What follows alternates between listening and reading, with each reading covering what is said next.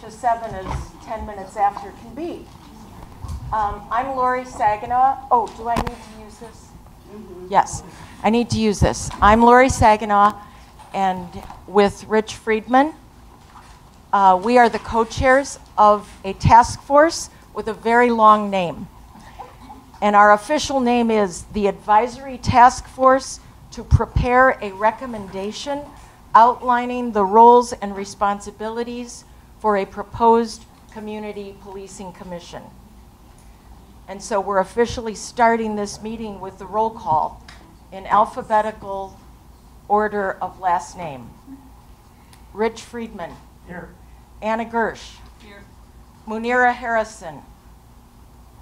Monica Harold. Janet Haynes. Here. Sumi Kailasapathy. Marquand Kane. Graydon Crapel. Anna Lemler. Here. Lori Saginaw. Here. Dick Sobel. Here. Cecilia Sorensen. Robin Stevens. Here. Lauren Tatarski. Dwight Wilson. Here. Kaz Zaborowska. Oh, here comes Sumi. So we are 6 volunteers, and I'm doing this summary for everyone who's here for the first time or who's going to be watching it on television. We volunteers are here because we believe that such a commission is needed, and we were given this job by City Council. Our terms end on September the 4th. So the recommendation we write will be made public and submitted sometime in August to the city administrator, Howard Lazarus, and to City Council for review and formal adoption. Given this timeline, it's possible that members of this new commission could be chosen by December of 2018 so that the new commission can take an active role in engaging the community in the selection of the new police chief. Our work began about 10 weeks ago, examining what was already written, the HRC report, the Hillard Hines report, the recommendations of the ACLU, the recommendations of national experts in civilian oversight of law enforcement, the best practices of commissions doing civilian oversight in the US, the guidebook of NACOL, which stands for the National Association for Civilian Oversight of Law Enforcement. I bet you could figure that out. Through meetings and discussions, our awareness as a task force has been raised on other factors relevant to the commission's functioning, such as the Ann Arbor City Charter, the structure of the Ann Arbor Police Department, its recruitment, hiring, and training practices, its investigation practices for internal and external complaints, and the collective bargaining agreement for the city and for the Police Officers Association. In our discussions, the task force has reached consensus on the following. We want a functionally independent, multi-member commission. It will be able to receive complaints and review individual incidents. It will be able to make recommendations on policies and procedures. It will have broad powers in trying to build better communications, understanding, and relationships between the community and the police force. The task force agrees that the commission will have real teeth by having access to the information it needs when it makes public reports of its findings and recommendations, when city and police administrators will be obliged to respond to recommendations, explaining whether they are adopting the recommendation, and if not, why not. We're engaging in a variety of ways to hear the community, with public comment at all meetings, with the last and current meeting dedicated to circle sharing, and with other sessions planned to happen out in the community. We are working on an anonymous survey of the officers in the force that will build their understanding of the commission and provide the task force with information we want. We have a Facebook page that is not an official city page, where we post the meeting agenda and relevant documents. What you share will educate us and help us do a better job. Tonight, we want to hear more experiences you've had with the Ann Arbor Police. We want to hear what would make things better between community and police. We want to hear ways this new commission can help you feel more safe in Ann Arbor. We want to hear what kind of representation on the commission would make you feel confident about the new commission. We're sitting in a circle formation for tonight's listening session, and we'll stay in this circle while we cover a brief business portion of the meeting that will begin right now, that the summary is complete. Well, we had a surprise we were going to insert, and it was a congratulations of one of our task force members for the many acknowledgments and recognitions he has received. Our task force member, Mark Juan Kane, received the Martin Luther King Civil Rights Award, and he is also the 2018 Young Citizen of the Year. Oh, wow. So,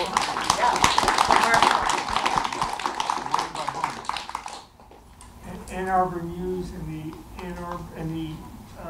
Ann Arbor Community Foundation named him Washtenaw County Young Citizen of the Year, and the Martin Luther King Jr. Memorial Award from Pioneer High. Let me briefly explain that these microphones do not amplify your voice. They allow this meeting to be recorded for future viewing. So we will hand you a mic if you're going to speak, because we want you to be, yes? Now, I watched, I don't think I did. Thank you. I watched the session we had, the other circle. Last week, or last meeting, Last meeting.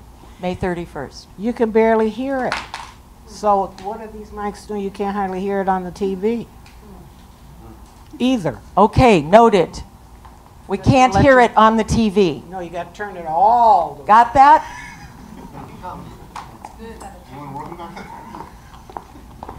All right, so as in an official meeting, we need to offer any changes to last meeting's minutes, and if there are no changes, we need to approve them.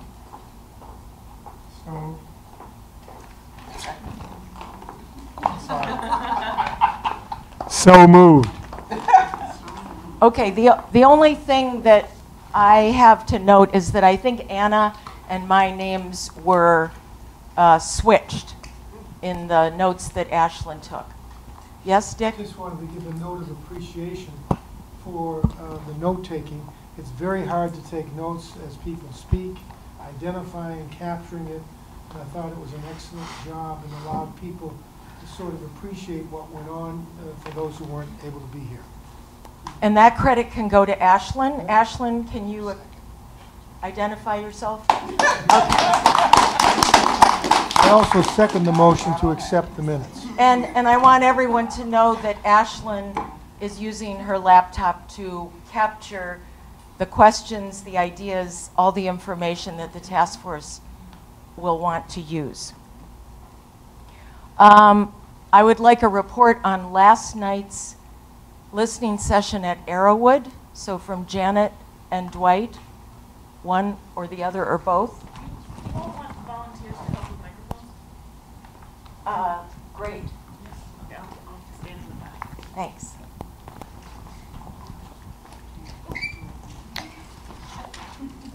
We met at Arrowwood. There were approximately 15, I think, to 20 members of the Arrowwood community and members of the community surrounding Arrowwood that were there. The residents of Arrowwood range from living there from 10 to 50 years. So these are people that are well known in the community and they've been there a long time, and they've had various levels of interaction with the police. There were 4 or 5 task members there, and we were there simply to hear what the members of Arrowwood, the residents of Arrowwood, had to say. There was discussion about Water Hill, and that came up because of an incident that happened, I think, 2 or 3 weeks ago, and I'm not quite certain how long ago it was, but there was a question about why the area that was originally a black neighborhood that has now been renamed, and that was very interesting.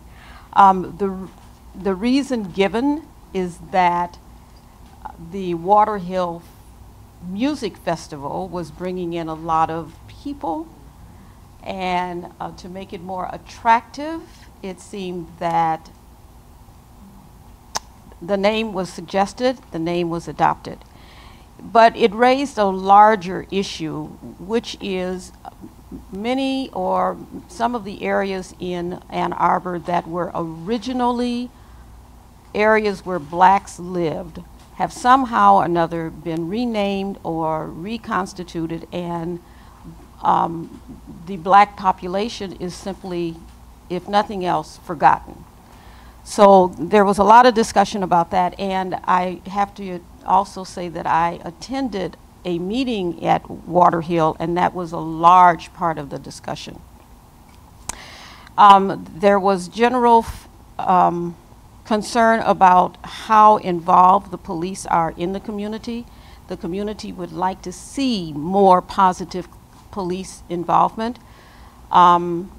The older residents remembered a time when police were actually walking the beat. They were in the neighborhood, they knew the neighborhood residents, they knew especially the young people, and the children, the younger folks, were more comfortable with the police presence.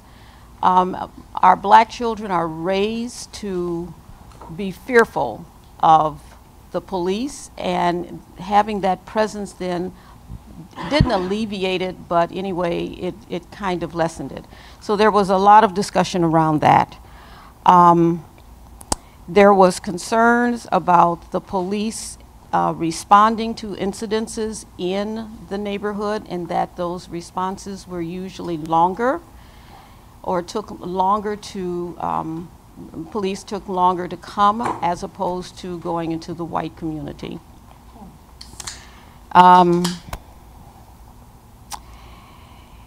There was concern about police training that was raised. They wondered how sensitive the police are to the various communities, but especially the black community.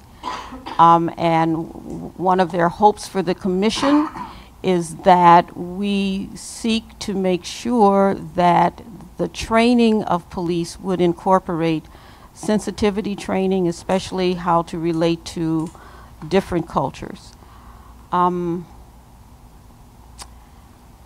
I can't remember much else. I'll turn it to Dwight or Anna if you would like to fill in with some of the other issues.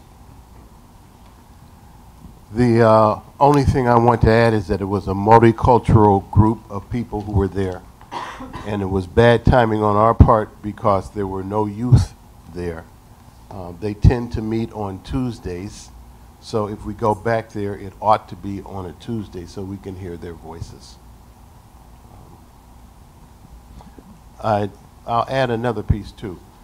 They have had a number of experiences with the police, and they said that most of them have been respectful. So that's all I have. Did you mention, Janet, about the recording, the recorded documentation comment? Do you know what I'm referring to? Yeah, I think so. That when they call, the question is asked, their race is asked? Is that what you mean, or? No, so that there was a comment by a resident who mentioned that they had FOIA'd some of the information in terms of what kinds of records are being kept about police interaction. So calls are being made and police are responding, but what was found is that the records show that there hadn't been any engagement or the respondents that was needed, but that actually wasn't necessarily true by the residents who had said that they had had complaints or that they had had engagement with police. So that felt important and something that the commission should know about, since that seems to be like a record-keeping discrepancy. That's all I've got. We are currently working on arranging another listening session at Arrowwood for Tuesday, a week from today. Yeah, I was going to mention Okay. that. Okay, back to you. Cool. So for listening sessions update, as you know, this session was planned after the last community listening session that we had here. Since then, we've had the conversation at Arrowwood, and we are planning to hopefully have another one next Tuesday, since Dwight mentioned there were no teens, and I guess Teen Tuesday is the day to be there. And so we're hoping to meet with the young people next week. We are also, as you all know, we have been working on meeting at a couple different centers. We've also found that some of those centers are under construction. And so we are still looking to see where might be other places that we can meet.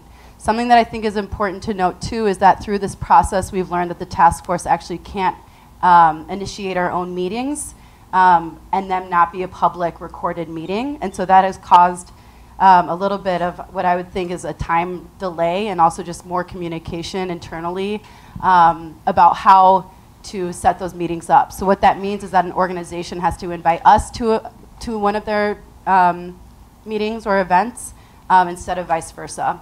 And so we had communicated otherwise, we had created different types of material, and then we learned that. So I just want to mention that. If you know of any community groups that would like to invite us to their events, that would be wonderful, or to their meetings.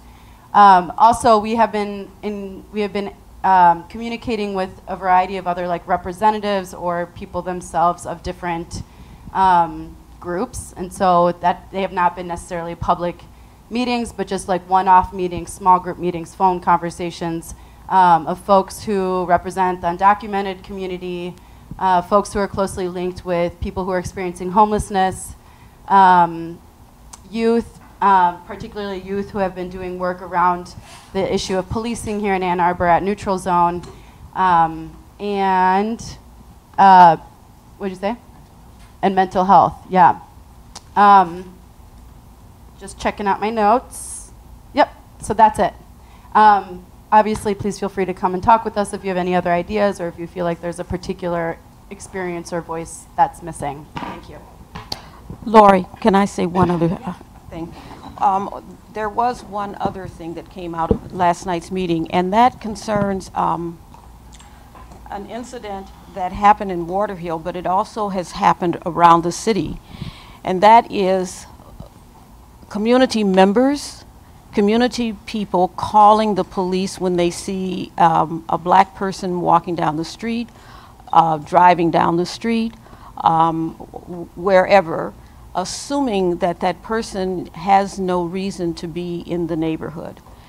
And one of the hopes for the commission is that the commission looks at this, that the police, that there should be some recourse for people that make these phone calls, that call in the police for no reason, and nothing happens to them. So members of the black community are very, and I shouldn't categorize, I shouldn't say all, because I cannot speak for all in the black community, but those that we heard last night, and I might say that those that I heard when I was at the Waterhill meeting last week, expressed that folks make these phone calls and nothing happens to them, but it is extremely traumatic to the person that's being accused and their families. So that was spoken to quite a bit last night.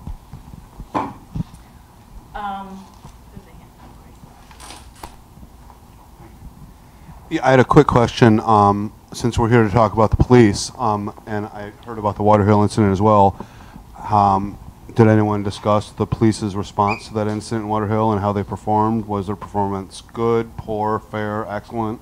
Actually, I heard the young man who was the center of this, the person that was actually pushing the lawnmower down the street.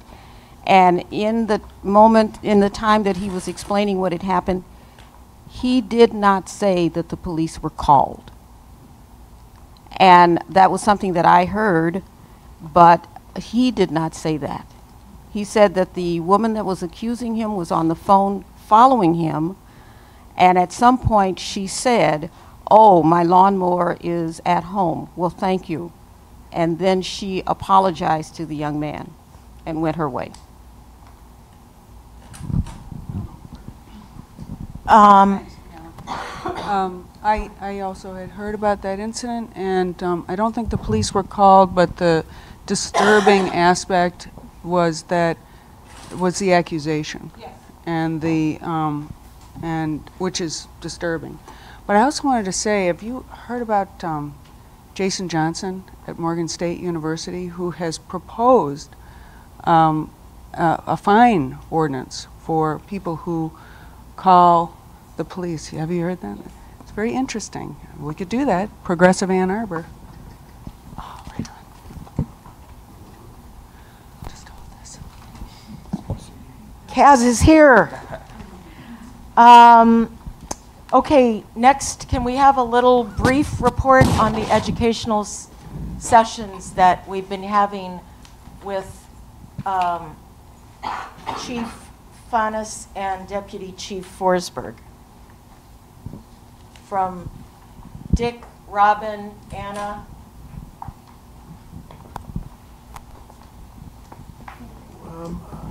I was part of the education that we got from Jason, as well as two either lieutenants or sergeants, I forgot their rank, but they were in supervision. One was in training, the other was basically addressing hiring. So it was hiring and training. There may have been a third item. Investigation. No, not investigation. Recruitment. Yes, that was the third one. Without going into the detail of them, what impressed me about the meeting was, one, what they shared with us and really reaffirmed that the police are open to trying to organize education, information, communication with others if you are interested in how something is done or what efforts that they're making.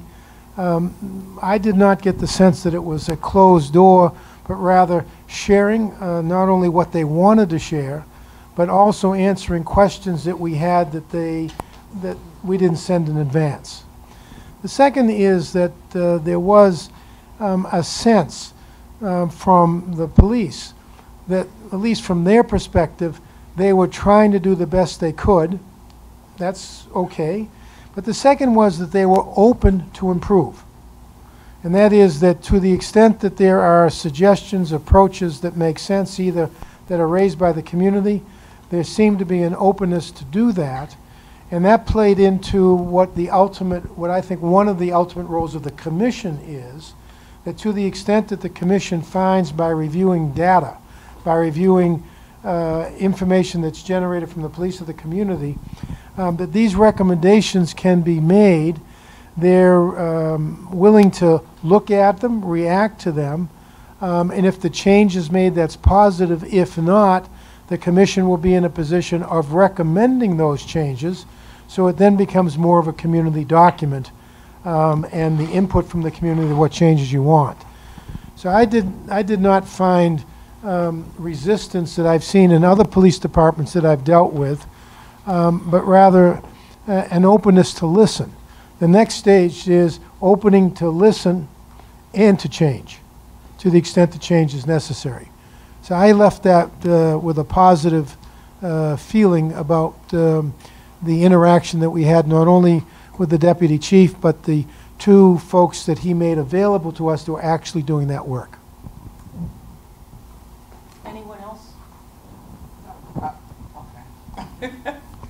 I would agree with what everything that Dick said. I think that when we went and we talked about the recruitment and all of that, and there was only one lady, as I understand it, of color that works in the department. Is that about right? I was just puzzled, and I brought the question up to them. I said, you know, Detroit seems to have no problem finding officers of color, and we pay better. It's a better place to live. Of course, they couldn't afford to live here, but still. And they were, you know, very open to addressing how that happens, and so it made me have a better understanding of that. But then this morning, as I'm getting ready for work, Channel 7 had MSP on talking about the exact same thing that we were told by Ann Arbor in terms of recruitment. It's way, way down. Nobody wants to be a police officer. You know, the young boys are not interested, and it's hard for, and when I say MSP, Michigan State Police, for it, you know, those of you who don't know, so it seems to be a reality that they're having extreme challenges recruiting good officers or good people to become officers. And that was, like I said, reinforced for me this morning while I was watching Channel 7. So if you get a chance, pull it up online. And some of the things that we had talked about were reiterated again in what MSP is doing. So I thought it was very good. I thought, again, it was very open. I didn't see that there was any resistance or hesitance to any of the questions that I asked, and I asked a lot, and most of them were around the issues of, you know, culture and dealing with minority people and money. I was very surprised at the number of officers that they have lost over the years. I, you know, didn't click for me as a citizen that, you know, they had downsized as much as they had. So that was concerning because Ann Arbor seems to be growing. It seems like we should be adding to our police department, not taking away. So that's what I took away from all of that. Yes. Sam, would you allow us to finish the business section and then we'll move into that? Comment directly on what she said. Could we finish the business section? Thank you. I really appreciate it. Anna, were you going to add? Yeah, I've got some. I agree with everything that people have said so far. I just wanted to provide a little bit of detail, which I think is valuable. We met 3 types of orientation sessions were offered: a general orientation, a training and professional development session, and a professional standards session. Each one I attended lasted 3+ hours. They were all intended to be 2. They ran over because task force members were asking very specific questions, and the people that we were interviewing, including Chief Fanis and Deputy Chief Forsberg, community engagement officers, training officer Jamie Crawford, community engagement officer Martell, and the woman who I can't remember her name, who does professional standards, which is the new name for internal affairs. All of these meetings went really long, and they were very forthcoming. So the other things are that we asked a lot of questions about training, and that's something that we're going to try and include as one of the purview among the areas of concern and for the task force. One of the things we discovered was that while the AEPD meets highest national standards, we did find in our discussions that they really aren't getting enough training in order to meet the kind of standards and change the types of behaviors that we have discussed are important. And they are aware of that and seek more training, but that the training is extremely expensive, not only because it costs a lot of money, but because they have so many people to train, and because of the shifting system and the 24-hour nature of the job, it's very hard to make sure everybody gets the training. The training is, once officers graduate from police academy, after that they have 6 weeks of internal Ann Arbor Police Academy plus 10 weeks of direct supervised training with a field training officer. So they're getting a fair amount of training initially, but after that initial, and it takes 6 months to get anybody on the road. So there's a long turnover for when after they hire somebody, it takes a long time to get them adequately trained. And then once they're trained, they get refresher training only once a year.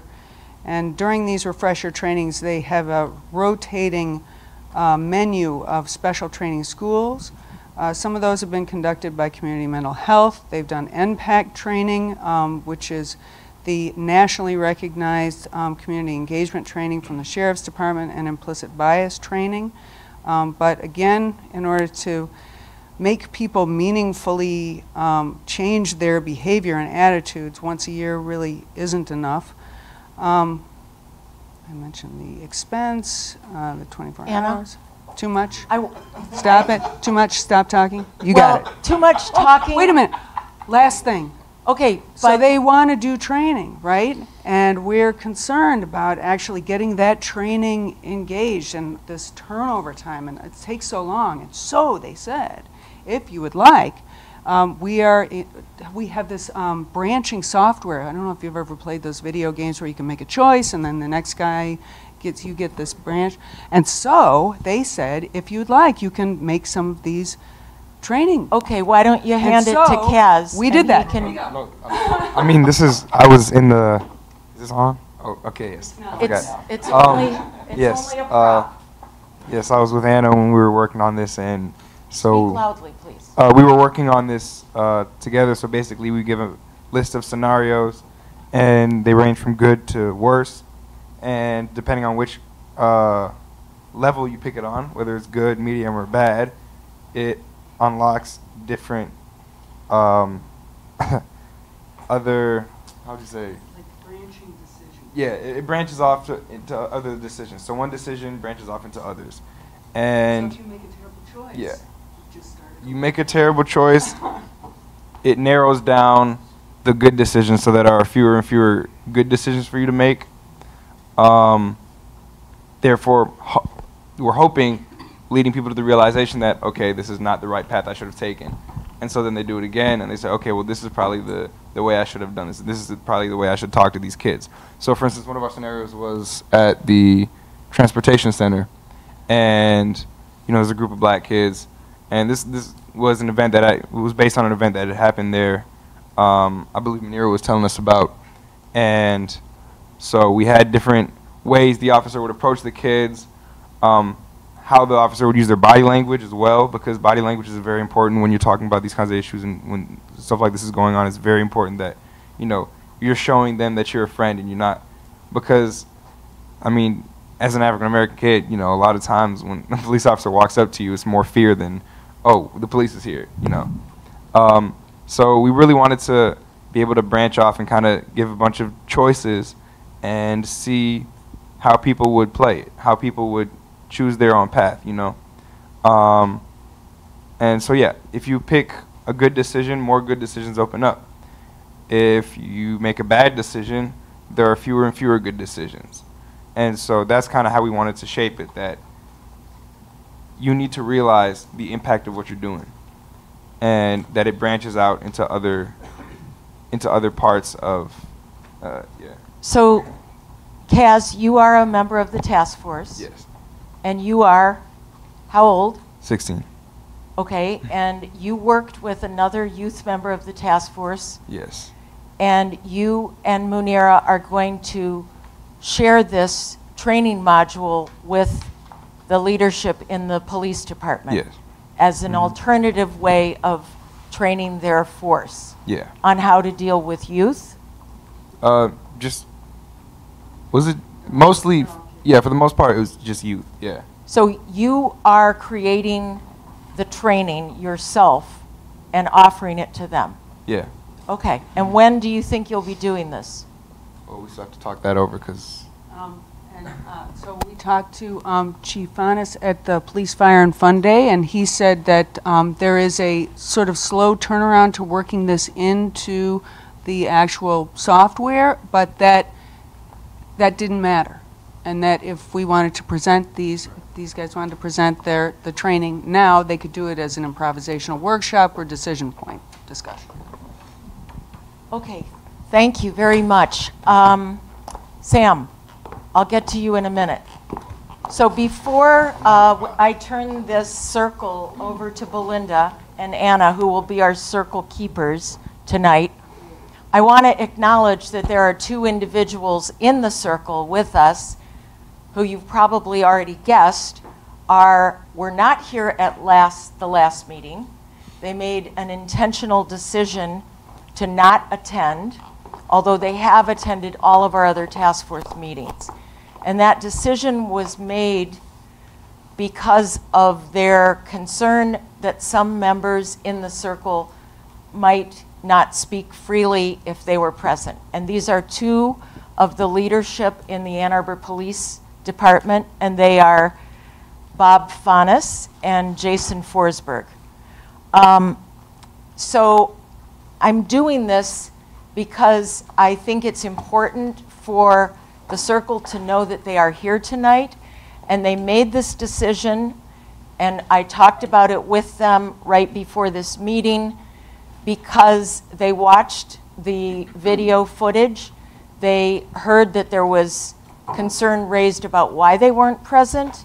They heard concern raised that some people wished they were present.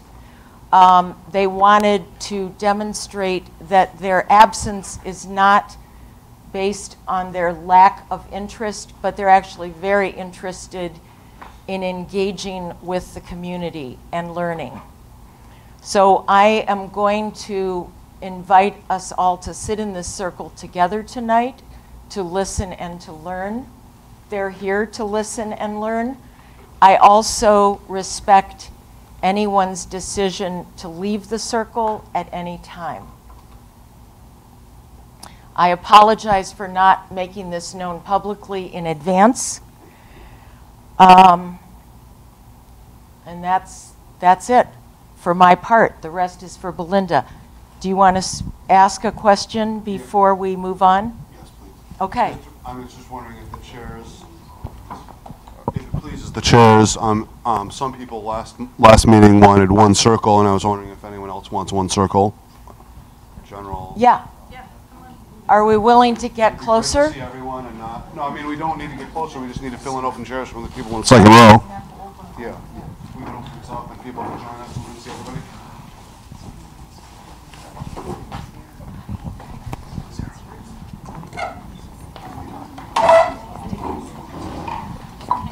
So these mics don't microphone. Is the gentleman's name Sam? Just pick up. Is it Sam? Thank you, Sam. Thank you, Sam. Thank you, Sam, Thank for you. bringing that up. I appreciate that. That you, was the on my chairs. mind as well.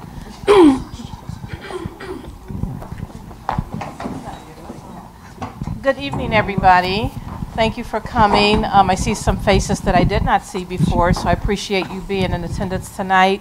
And for those who were here before, thank you for coming back. Hi. We're going to transition into the second portion of tonight's meeting and use this circle formation to have our community dialogue and to help us shift into that space out of the business portion of tonight. I'm just going to read a few lines, a short excerpt from Turning to One Another by Margaret Wheatley. There is no power greater than a community discovering what it cares about. Ask what's possible, not what's wrong. Keep asking. Notice what you care about. Assume that many others share your dreams. Be brave enough to start a conversation that matters. And I think that represents what we're here for today. We're going to use a technique for dialogue called circles. It's very simple. I have what I will use as a talking piece, a little squishy, soft thing. As I prompt the conversation with the questions that Anna has listed for us, and I'll stick to these questions so we can use our time wisely, I'm going to pass this squishy ball around, just pass it to the person next to you. But when you have the ball, we ask that you respond to the question in the way that you want. We want you to speak openly and honestly and from your heart. If you do not have anything to add at that time, just pass it to the next person. And we'll keep going around and around and around until we're done. This meeting is scheduled to stop around 9 o'clock. I know we went over 9 o'clock before. So a little before 9, I'll take the pulse and see if we want to keep at it or if we need to make a hard stop. I'm willing to flow the way that the group needs it to flow. It's the community circle. It's not mine. It's not Lori's. So we want to accommodate you as best as we can. The other thing that I ask for those who do not have the squishy ball as it's being passed, that we really listen deeply and be open to the comments, the ideas, the suggestions of the other community members that are speaking, okay? And we'll get started. If anything else, Anna, that I need to think about? Okay, so we're gonna move right into it. Yes? Can you repeat the prompt? Yeah, I will state the question. Yeah, I'll make sure I state the question. I'll state it as many times as I need to. Just as a reminder, we are being recorded, so having the mic in hand is important, so I'm gonna be passing both, just to make sure our voices are recorded. So keep that in mind. So let's get started. The first question that we want to talk about is your concerns about the Ann Arbor Police Department. What concerns you the most about the AAPD? And if you want to start, Jordan, I'll start with you. I know there is sort of legislation that promotes this, if you will, but my concern is that a major portion of those who are working for the Ann Arbor Police Department are coming from communities outside of Ann Arbor. And as I said, there's not much to be done about that, but I'm curious as to how you can change the culture of said persons or the conditioning of said persons, being that it's difficult to maintain this idea that they hold the same values of the community that they police in. That's my portion.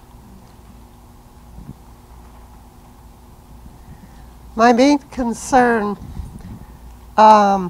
listening to the people speak last time, is that the Ann Arbor Police seems to work very well for white middle-class people in our community, and upper middle class and upper class people, and really quite differently for people of color regardless of class. And I think we need to get to the bottom of that, to try to understand better why that happens. Because I fear that we can, and I said this last time, that we can spend a lot of time trying to make little improvements here and there, but end up with the same situation that we've always had. That's my concern.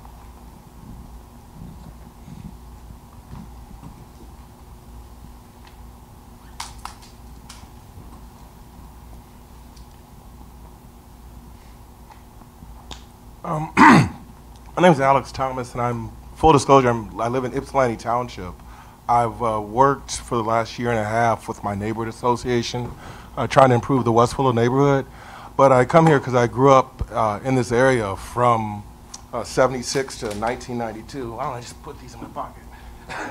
From 76 to 1992, and had lots of interactions with the police.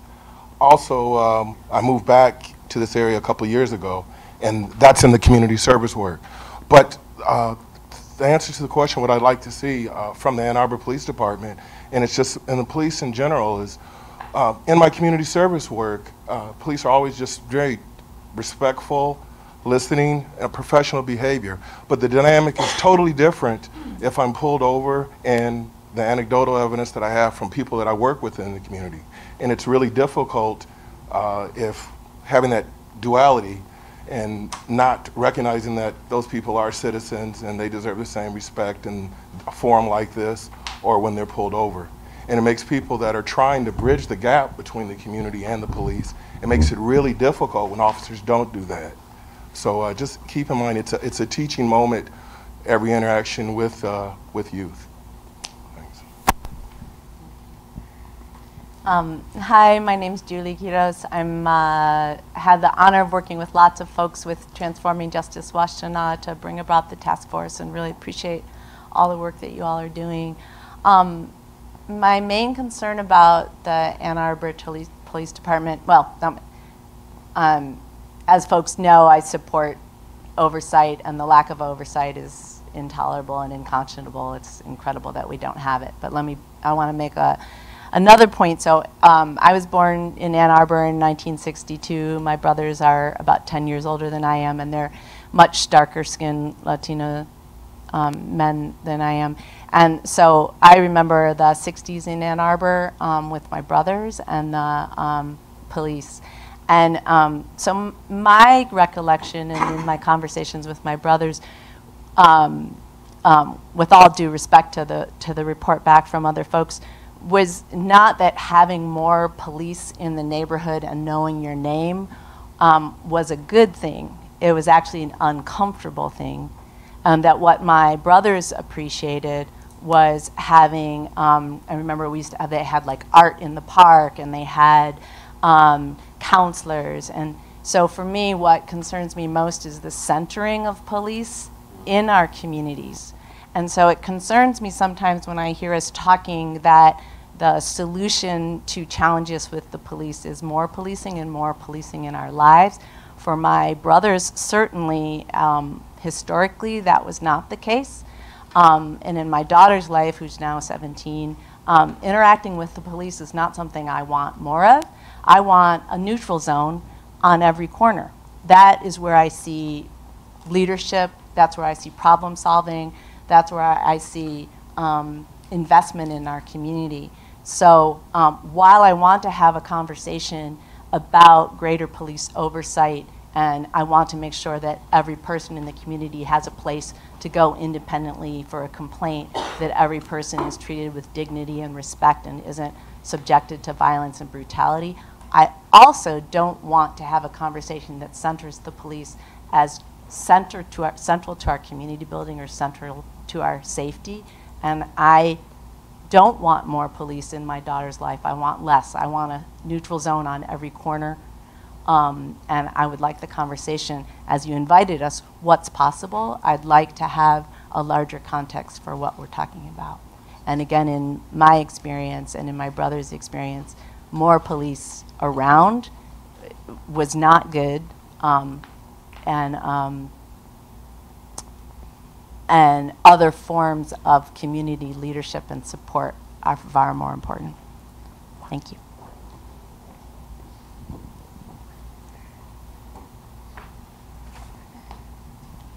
Hi, I'm Amber. I want to echo everything Julie said. That was amazing. And also, my concerns about the police are numerous, but I'll name two. One is that I think that there's a lack of transparency about the policies that the police are following. After the incident at the Blake Transit Center, dozens of community members asked what the policy was that the police were following, what is the ordinance that is being enforced, and we never received an answer. And I think that that is a huge problem. We need to know what police are doing, why they're doing it, and what they're enforcing. And another problem is the criminalization of so many communities within Ann Arbor who aren't wealthy and white. For certain people, certain ordinances are enforced much more harshly than for white folks. And I think that's a huge problem. It's not just bias, it's that ordinances are specifically targeting people who are poor or who are more often vulnerable.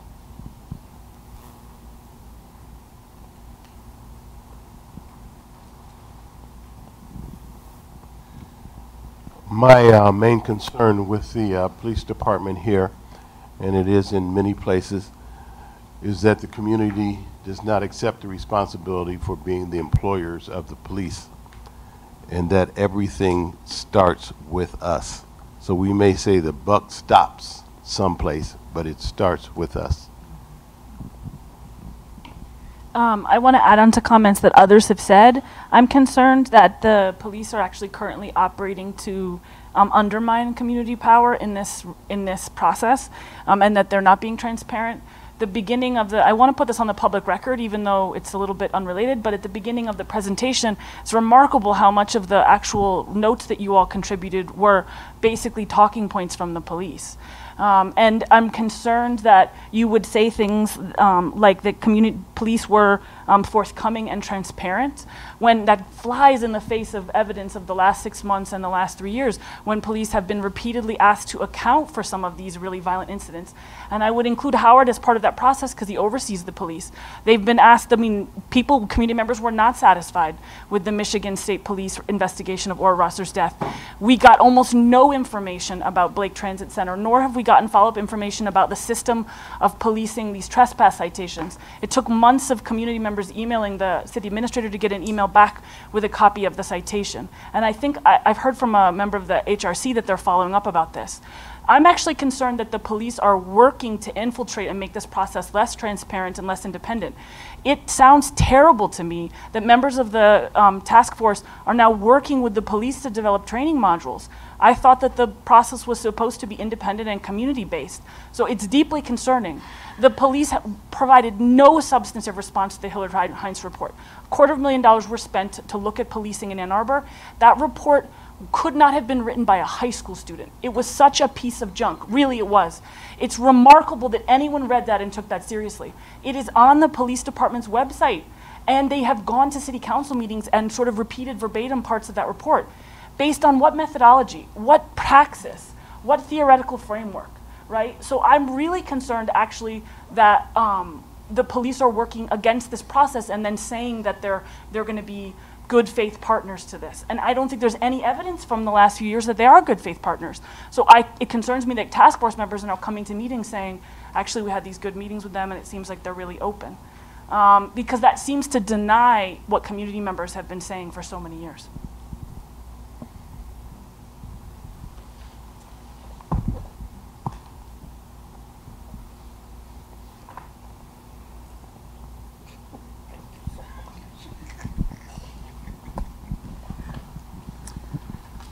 I had the opportunity to meet with our,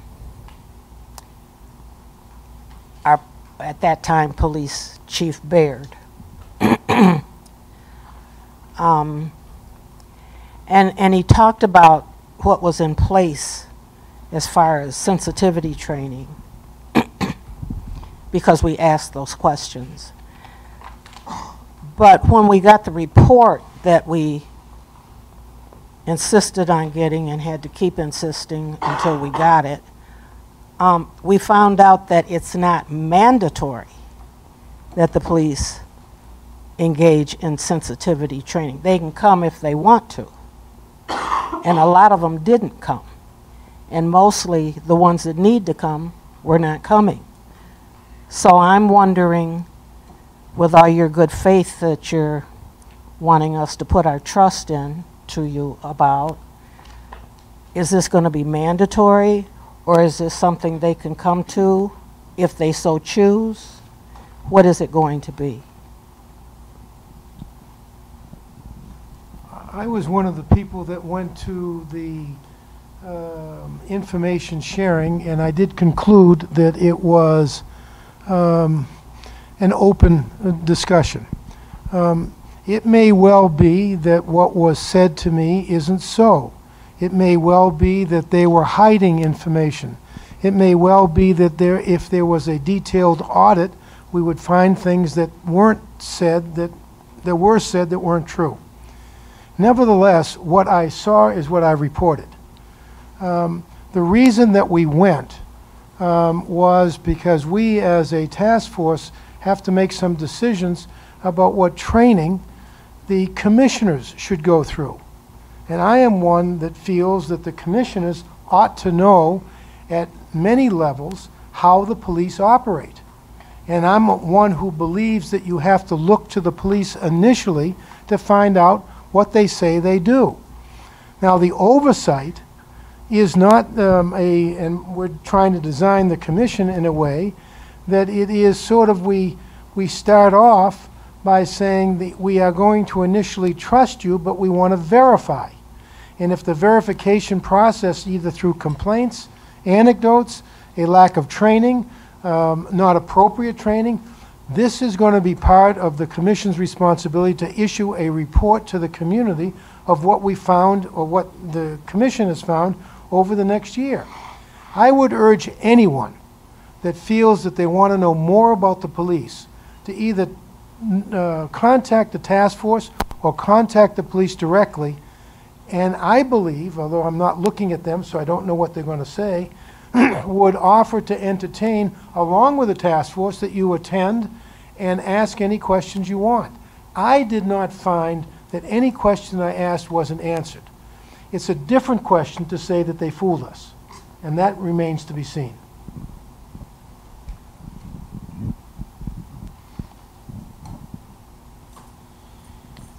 I'll second what Dick said, and I'll just say that I think it's going to be an important job of the commission to bring out discussion in the open, provide a forum for discussion between community and police. And as Lori summarized some of our discussions to date and said that one thing that I really hope the commission will achieve will be that, or that the ordinance will achieve, will be that when the commission asks questions, it will get answers. And I think that will be a great help for transparency, I hope.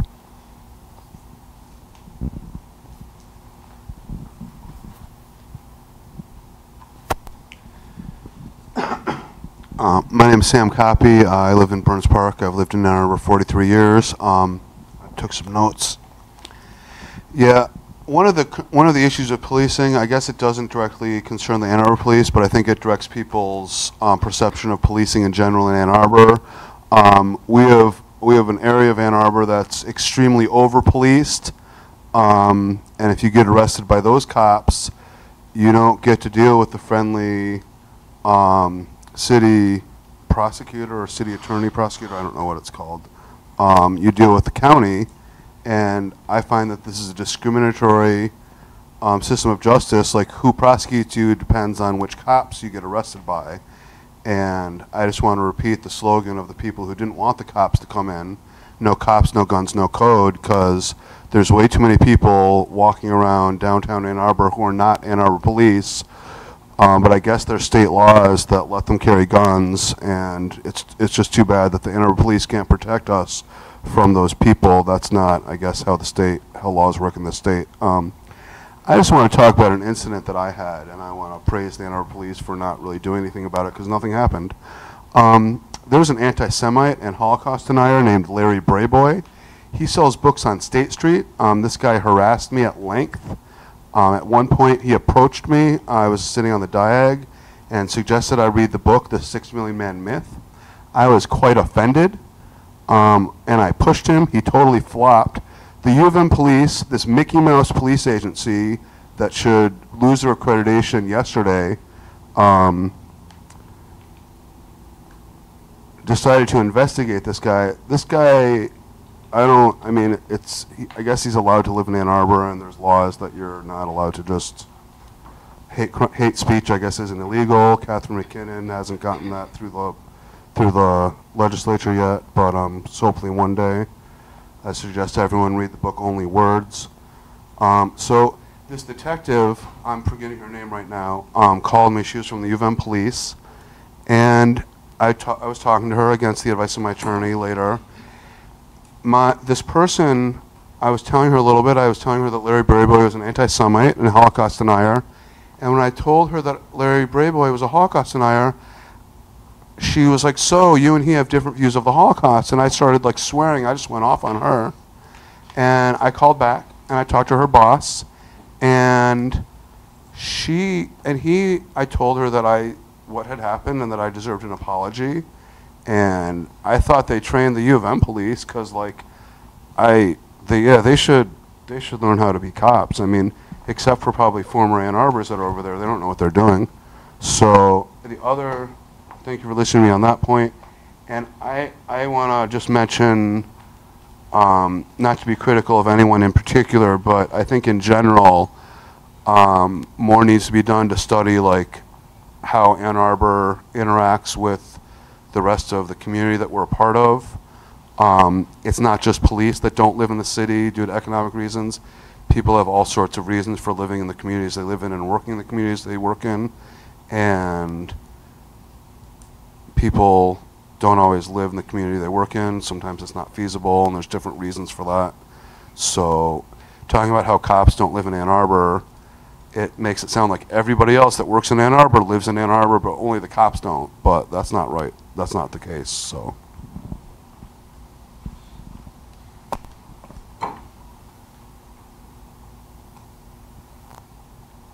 I don't think that if we positioned ourselves against the police, it would make the job of making rules for the future commission any easier.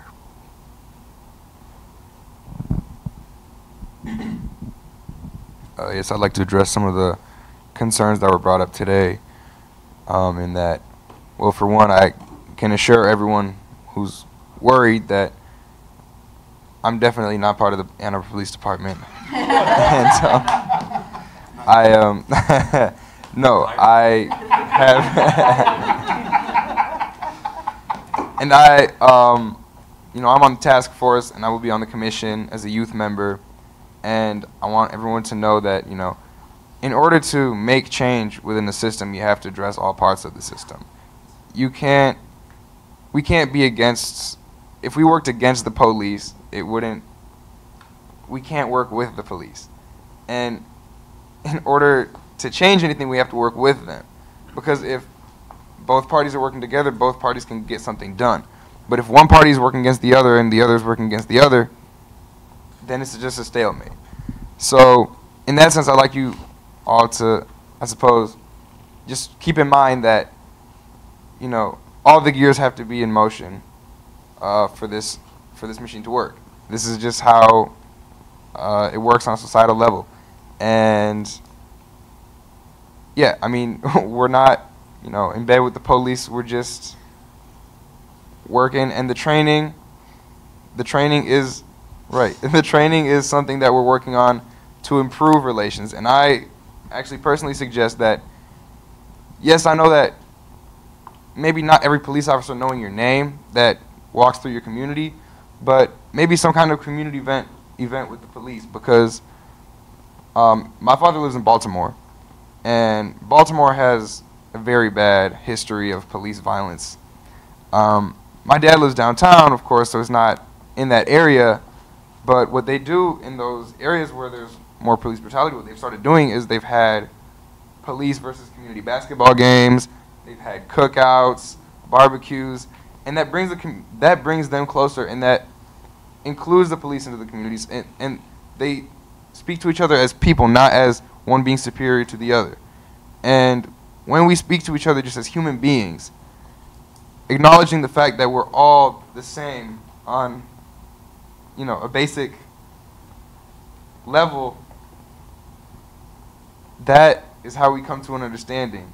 Because if we keep on, you know, splitting up and being on one side or the other, we just are not going to get anywhere. And I'd just like you all to remember that. Thank you.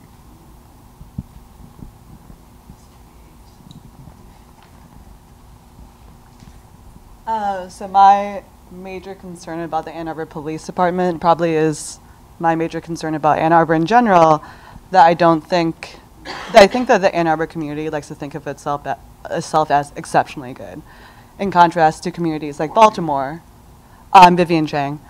But I think that Ann Arbor, just broadly, and the police department, you know, police officers that work there are just not exceptionally good and probably just decidedly average at best. And I think that probably all of us in this community like to think that we're very progressive, we're very forward-thinking, we're very non-racist, but I think without really actively trying to combat a lot that we're taught, a lot that we grow up with, that sometimes we don't act thoughtfully, sometimes we don't behave thoughtfully, especially in times of pressure and especially in high-stress situations and high-stress environments. And as an example, I wanted to talk about the Blake Transit Center incident. And I remember being told by the city that, for example, they thought that the incident was handled very well, that was handled very gently, and that we knew that it wasn't, that race didn't play a factor in that incident because it was a black police officer and a black youth. And I think a lot of those responses really betray like a fundamental like misunderstanding as to how race works, as to how racism works. And it sort of explains that like we aren't special. Something like more terrible things haven't happened here yet, but we still succumb to the same biases and the same prejudices that plague every other city and society in America unless we act actively to combat those things. They're still going to result in situations where some members of the community watch a video of what happens at the Blake Transit Center and see something really normal and maybe appropriate, and other members of the community see some really scared kids who don't know what's happening and who are really, really afraid for one another. And that sort of divide, I think, is something we have to actively try to bridge instead of just clapping ourselves on the back and saying that at least we're not Baltimore, or at least we're not at least we're not some other community out there.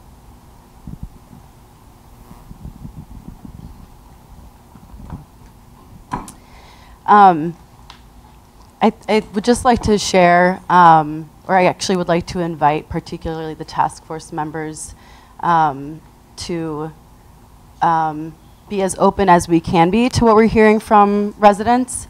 I am hearing what feels to me that there may be a little bit of a conflict in the weeds of thinking that it's a personal attack to have criticism about policing and how it functions, or it may be a personal attack to one's comments. And instead, what I'm hearing from residents is critique or reflection about an institution of policing. It's not necessarily personal. It is not necessarily, it is not necessarily about, yeah, I'll just stick with personal or individual based. And what I'm hearing is a history of policing that where people have not felt safe or where they have been violently engaged with. I'm hearing some systemic critique of how policing functions here and also in the country, and also highlighting structures and policies, right? That not necessarily individuals are responsible for in this room, but structures that exist that people have to enact. And so what I'm also hearing is that we decenter some of the conversation around policing. We imagine, we are talking about a larger context. And so I say that because I worry that we are actually not allowing ourselves to do what we are here for as a community, and instead are being on the defensive and thinking personally and thinking very much in our own like minds or selves, or concerned about how others are feeling instead of really addressing the larger systemic issue. So I just want to, it's a true welcoming invitation for myself and hopefully for my fellow task force members.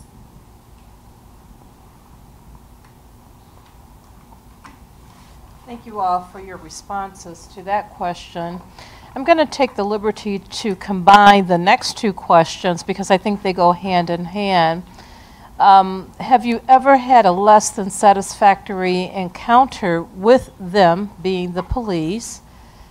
And if so, did you file a complaint, and what happened? What was the result of that process? So if you had a less than satisfactory encounter with the police, we ask that you share, and did you file a complaint, and what was the result of that? And I'm happy to repeat that as many times as necessary. Can I ask you to also ask if they didn't file a complaint, why? Great question. We'll add to that, if you chose to not file a complaint, why not? I think that would be important to the commission. Thank you. Thank you for that. I have not with the Ann Arbor Police Department. But to second that, I would like to say that I understand the way that I relate to the police and my privileges that exist underneath that.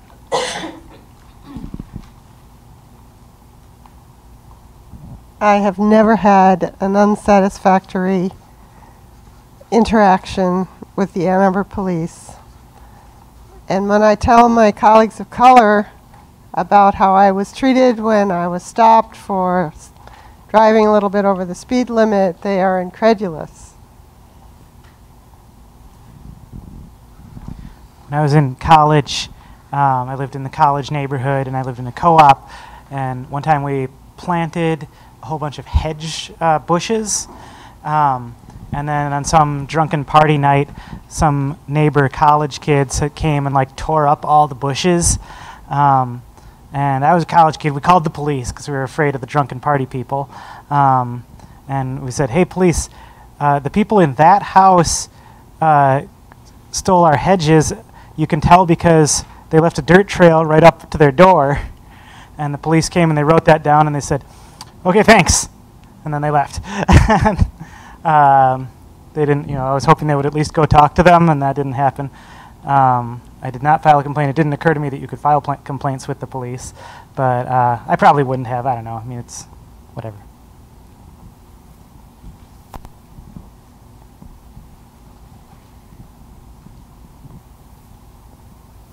I'll talk as quickly as I can because I want to leave most of the time for people who've had really personally bad experiences. But I'd like the police officers to know that one thing that happened to me a few years ago, I was an Ann Arbor resident, and at some point, I sometimes spend time with people of color, particularly a black man, and at some point after I had spent some time, he was in my car, I got a really racist thing put in my radiator grill, and I don't know when it was put there or what the reason was, but basically it said it was a license to hunt or kill N-word. And so when I got this on my bumper, I was like appalled, and I didn't know for sure where it had happened. I suspected maybe between Ypsi and Ann Arbor at a restaurant. But I took it to the police department, and it was not at all taken seriously. And I figured, of course, they're not going to be able to find the person. I knew that, but I thought, don't you just want to make a copy of it in case these things start appearing in the community? Because it was very disturbing. And they didn't want to. They basically just said, well, we can't do anything about it. They didn't even make a copy. I made them take my name and phone number, I think. But then I went to the Ypsi police, and it was the same exact story. So, and then I went to the sheriff's department, and they were immediately concerned. They sent an officer. They had me wait like 10 minutes, and an officer came, or a sheriff, whatever you call it. They took it. They expressed concern for the impact that might have had on me, and they said they'd keep it and make a record of it. So at that point, I was going to let it go, but someone who knew this had happened and was really upset with the police department's handling of it contacted the police chief, who wasn't you at the time, and they made an officer call me. And of course, there wasn't anything he could do. It felt very perfunctory at that point. But I'm sharing this with you because I think it would have been a good idea to take it seriously for the possible effects on the community if that turned up again. So. I hadn't intended on speaking again, but I had experience with the Ann Arbor Police Department. At least 2 or 3 times in the late 80s, early 90s, when I was pulled over, I was searched, car searched, and not ticketed or anything, and there was no probable cause in from my viewpoint for it. And then in 2008, I was working as a financial aid counselor at U of M, and the car that I had during the summer didn't have air conditioning, and I pulled into a bus stop to take off my shirt because I was getting ready to get on the expressway. And a police officer pulled up behind me and pulled on the lights, and and it had been a long time since I interacted with Ann Arbor Police. Like the impression that other people have had, I was expecting a positive reaction, but when she when I rolled down the window and she came up, she asked me what the hell was I doing on the middle of the road. And I said, excuse me, I thought I pulled over to the bus stop and explained. And I gave my information, everything was okay. And then right before she left, she stopped and started questioning me while I was there and what I was doing, and asked me some questions about the university. And I didn't file a complaint or do anything because I was very cynical at that time, because I was par for the course in terms of just negative experience with the police. I was expecting better with Ann Arbor at that time with the distance that had passed. But I'm here because I know cynicism doesn't solve things, but I think, I think that more people would be here if they didn't have that cynicism based on their experience in the past and how many times it's been spoken about and how this is supposed to be such an intense issue. But it's been an intense issue for many communities, their life.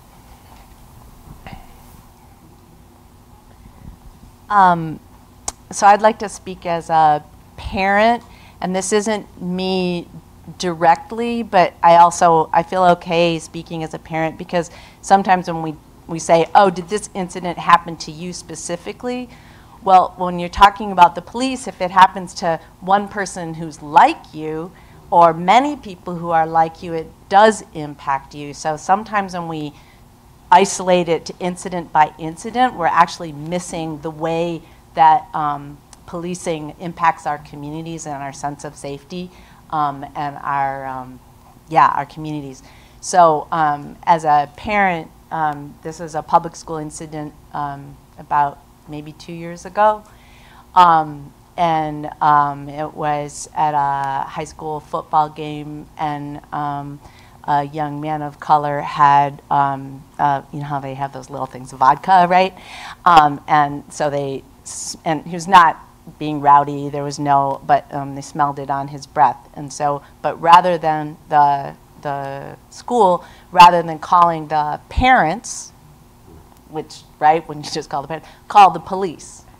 And the police came and actually arrested him. And again, this was not a drunken disorder situation, it was not anything, actually arrested him and actually told him, they said, if you talk to us, they were very nice, and they said, if you talk to us, nothing will happen. Like, we'll call your parents.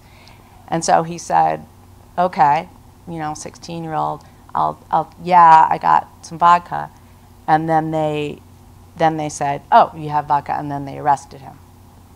So they misled him to confess, and then he was arrested and actually went into the criminal justice system. He was allowed to go home, but he did have to go wherever you go, to the juvenile, judge, the whole nine, was about to be assigned a parole officer. Sorry, I don't know the whole system. But he was this close to being actually going into the criminal justice system. This is 2 years ago, Ann Arbor Public Schools.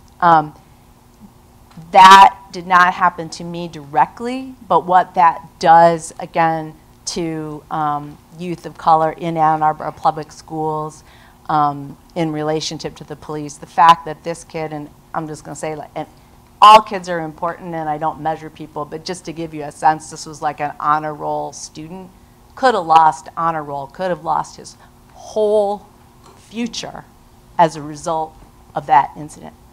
And this, again, in terms of we as a community, as Dwight says, that we center police as our systems of accountability to each other, as safety, as parenting.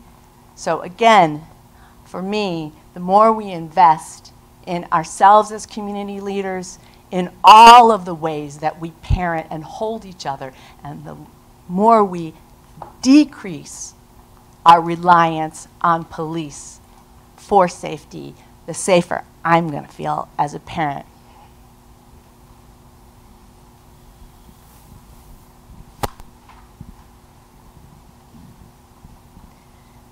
So I have interacted with Ann Arbor Police most often when I am out in public and interacting with the community of people without housing, often folks who have mental illness.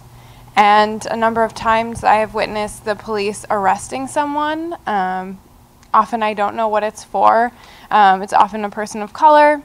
And I inquire why this person is being arrested, and usually a friend or someone who is with them will tell me, you know, they were somewhere they shouldn't be, or maybe they appeared to be intoxicated or something like that.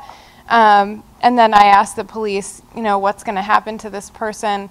And one time, this was outside Blake Transit Center, someone had been trespassed for being in the transit center, I guess, when they weren't supposed to.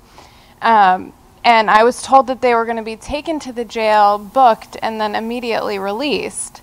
And I inquired as to what the purpose of this was, and obviously I didn't get an answer, but everyone who was there reported that nothing had happened. No one had been harmed by this person.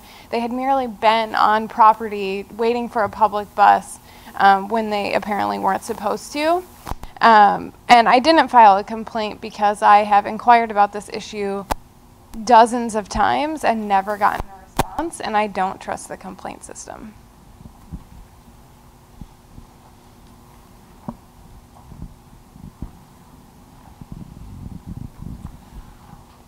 I was speaking with a high-ranking official in the police department, and the person said about the Oral Rosser case that the question should be why the other cop did not shoot and instead used a taser. And that bothered me a great deal.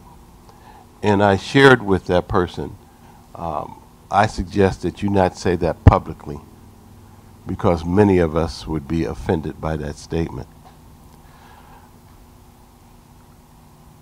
My friend over here said that he often has found himself being cynical about turning to the police. There have been at least 8 times outside of Ann Arbor when I could have filed a complaint, but I didn't think anything would happen. I've had a number of incidents in Ann Arbor when I didn't call the police because I didn't think anything would happen. And maybe that was totally unfair to them. Maybe I should have called them. Our house has been egged twice. I've had white paint thrown on the car, but I did not call the police. And so I can't say that that encounter was unsatisfactory because I didn't trust them enough to do that. Again, like you said, I have to own the fact that I let my cynicism get in the way of that. But that's how far away we are from having community policing. People in the community just don't have faith that something will happen. How we change that is what we're about today. Thanks, everyone, for sharing your stories. I've seen cars hit marchers twice in Ann Arbor, and police officers walk over to the car and let the drivers leave. So they've actually run into people with their vehicles. And I was involved in an incident last year with the university police, I think. I witnessed drunk, belligerent young men harassing students in the Diag and eventually raising a Nazi salute to a group of young women, including a person of color. When I approached them on the outskirts of the Diag, they called the police on me. The police arrived. The young men were belligerent, obnoxious, obviously harassing people. There were many witnesses. The police officer made no attempt to make sure that people were safe, to separate us. And the police officer's response in a number of ways, I wouldn't have called them. I mean, the whole interaction was unsatisfactory, including that they likened it to a political disagreement, that they did not in any way seek to affirm or acknowledge the harm that had been caused. What was the last thing that they did? The police officer said it was like their job was to be like Sweden, which was a mistake. I think they meant Switzerland, and to be sort of neutral, and that this was a political dispute, 2 parties disagreeing, even though there were a number of witnesses who were very clear and able to express what happened, and then 2 drunk young men kind of screaming and yelling, and who called the police on us. And I'm here, and I've been here for the last year in meetings because of experiences of friends, students, because I was a teacher in the South Bronx, blocks away from one of the blocks that was the most policed under stop and frisk, because it's a national problem. So even though I may not have the same experiences, I know I don't have the same experiences as other community members, I'm here in part because the work I want to do with other members of the community is to affirm that those experiences, especially for people of color and Black residents of Ann Arbor, are so starkly different.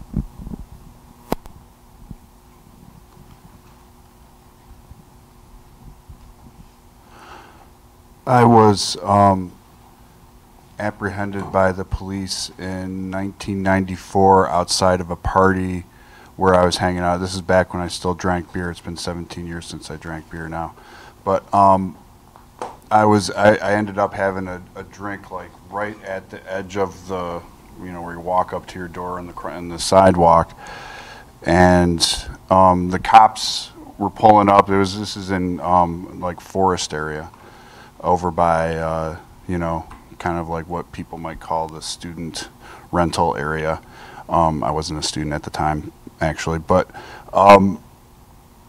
so the cops pointed at me and said, "Hey," because they saw that I was drinking, a plastic cup full of probably beer. And as soon as they said, "Hey," I hurriedly finished all the beer, and then they came over, threw me down on the hood, spread literally we're extending my arms past the point of it was ridiculous. And so I was enraged, I was agitated as a result of that, and ended up spending the night in jail as a result of that. So then I had an open intox ticket that I had to fight. At the same time, I did, and the reason why I'm telling you all this detail, not to share my sordid life back in the 90s, but I did file a complaint of excessive force, and I found that the process was very different from the process I was going for in front of the judge for drinking a beer out on the sidewalk. It was basically a peer review process that, even though I submitted evidence of bruises and marks on my arms as a result of the treatment by the police, went absolutely nowhere. So the process that they have for the process we have for holding ourselves accountable as residents in society is way different from the way we hold police officers accountable for what they're doing, and that has got to change.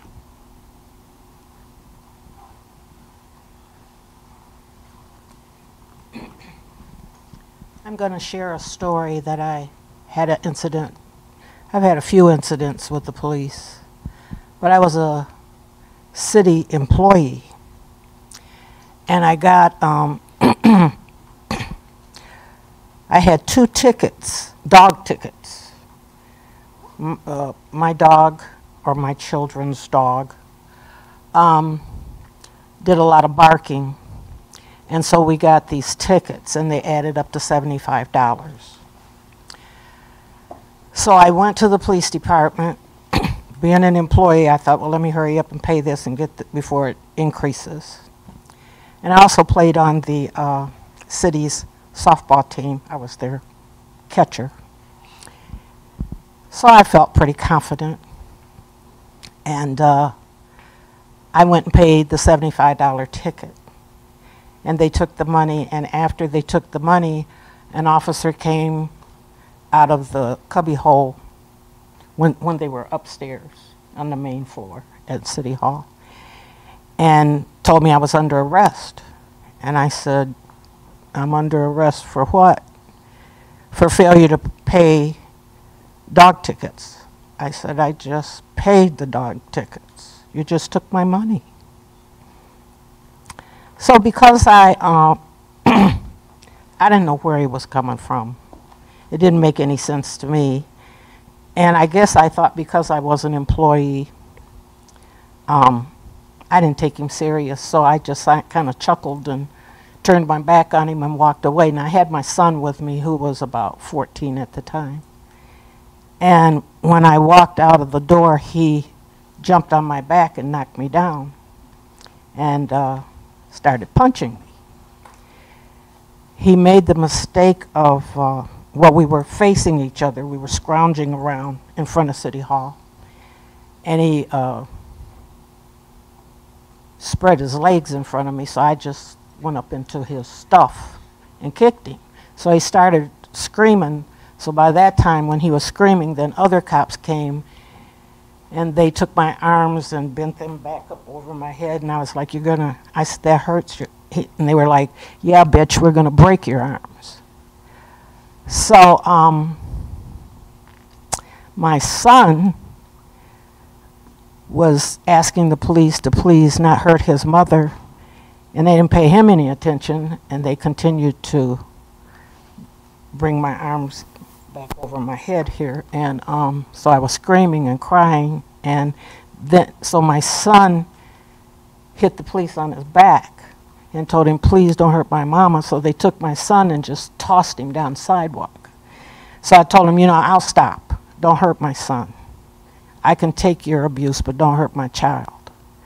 So they locked me up. When they locked me up, they told them, well, we got somebody already in lockup. And they said, well, get whoever's in there and put this bitch in there. So they put me in there.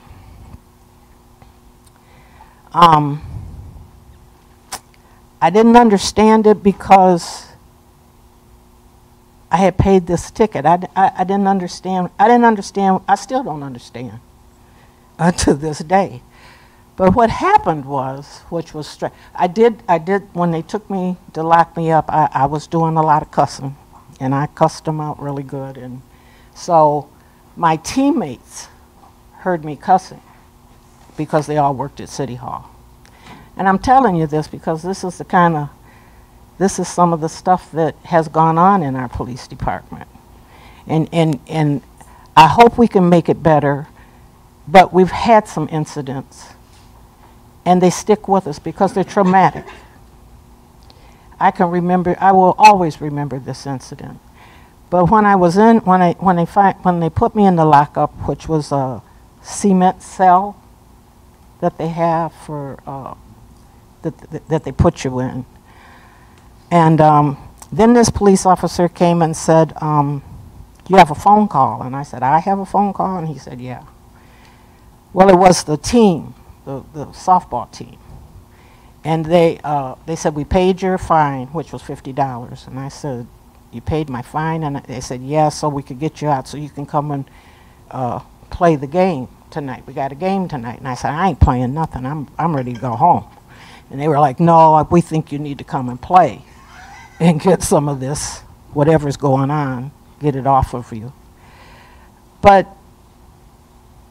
I just want you to know, those kinds of things are traumatic, and there's other things that have happened just not too long ago that's gone on with some of our black young men. And even though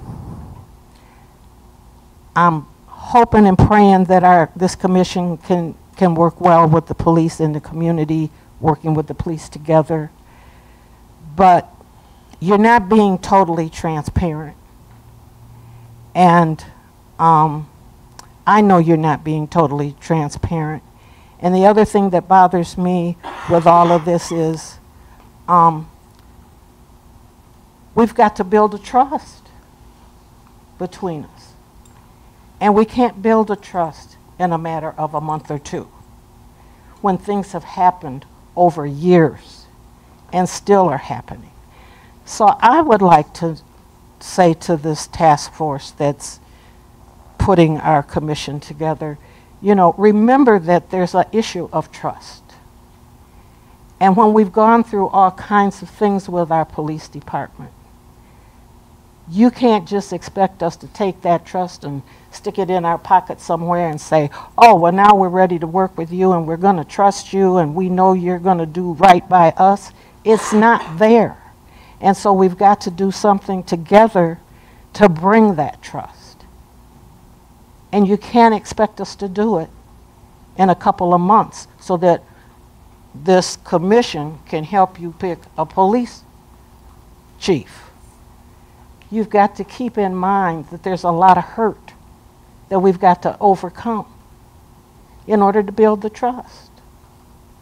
And I don't know if you can fathom that if you're not a person of color, but you're listening and you're having these listening sessions, and I do hope that you are listening and trying to understand where we're coming from. We're not hating you. I don't hate you because of anything that happened. I'm a little afraid of you, but I don't want to show you all of that. But there's got to be something. You just can't expect us to just be there and love you all of a sudden. And so please keep that in mind, you task force people and you police officers, when you call yourself trying to be transparent.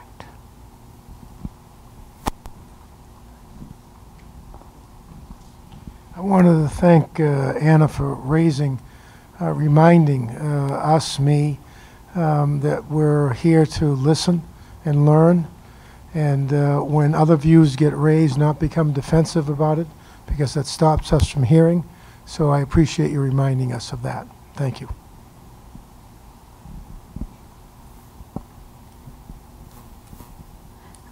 I really appreciate the question about if you had an opportunity or need to call the police and didn't, why you decided not to, and I wanted to share my story on that. A little over a year ago, a former partner of mine started stalking me. He was also previously physically abusive before having stalked me, and he's also 265 pounds man, non-white, and has a gun in a glove compartment of his car. And I knew, and he had a key to my apartment. And I remember sitting in my apartment deciding this would be a circumstance in which one might call the police. I happen to be an expert in sexual and domestic violence law. That's my research topic at the University of Michigan. And so I am very well equipped linguistically to talk to police officers about sexual and domestic violence, and I am very well equipped to talk to them about all the legalese of stalking, probably better than most of the Ann Arbor City Police Department, and actually definitely better than any of the University of Michigan Police Department. I have worked with them to develop some of their institutional training on the subject. And I realized that I couldn't call them. I couldn't bring the police to where I live. There were communities, there are people who live near me who are of color and who have expressed fear of me doing that, and I also did not want to call the police on my partner because I was scared for him, and neither of those things are about me, which was the subject that mattered to me at that time. And so I wanted to share that story about why I did not call the police and the additional hazards and fears that are created by climates in which policing is the only option for instances like that. And I also am not the only person I know who's had that experience in Ann Arbor. Precisely that experience in Ann Arbor. I know of at least 3 other women who I've spoken to have had that experience. I'll just say I sure agree that trust doesn't come instantly, and it's got to be built over time. And I sure hope the commission is going to help do that over time. And I think we're well aware that it's not going to come instantly.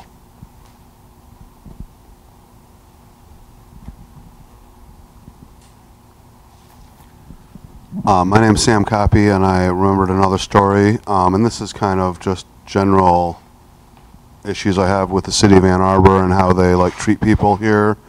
And there's a lot of serious things that Shirley was speaking of, but I think it's good to talk about all sorts of issues, not just the most severe issues. There was a bridge being built by my house, the bridge over State Street for Stadium. And it was really loud, and the neighborhood was pretty pissed off about it. And sometimes construction vehicles do have to go the wrong way down one-way road, and there's procedures and protocols for that. And I went to a community meeting, and some guy who's an engineer or whatever at the city apologized for that this was happening. And I was like, that's nice that he apologized. That's what I thought at the time. And this is just in general, I mean, part of the reason police treat people like shit in Ann Arbor is because the city treats people like shit. And it's not just the police, it's the whole city. So I called the police because a pickup truck, which is was driving the wrong way in the 800 block of Henry. I called the police. They were there at the behest of the city and the federal government because we have this great congressman that makes it rain with all sorts of pork. So we got our bridge, but then they think they can a pickup truck inappropriately drive the wrong way down my road where I live, and then I call the police. The police officer, I think it was a white female, since we're talking about race and gender a lot. I forget her name, but I'm going to FOIA all my contact with Ann Arbor Police, and I'll tell you later if anyone wants to know. She was telling me, and she said it was like going to be hard to prove, and but we went and tried to some construction area, like right at Staten Stadium. There's some house they had while the construction was happening, and I saw the guy that apologized to me for this very thing. He was a city engineer, and this cop told me I shouldn't talk to him. This guy had already apologized for this happening, and then I can't talk to him because I called the police. I mean, I think the city in general needs to stop treating people like shit. I mean, they treat poor people and black people like shit worse, but they treat everybody like shit.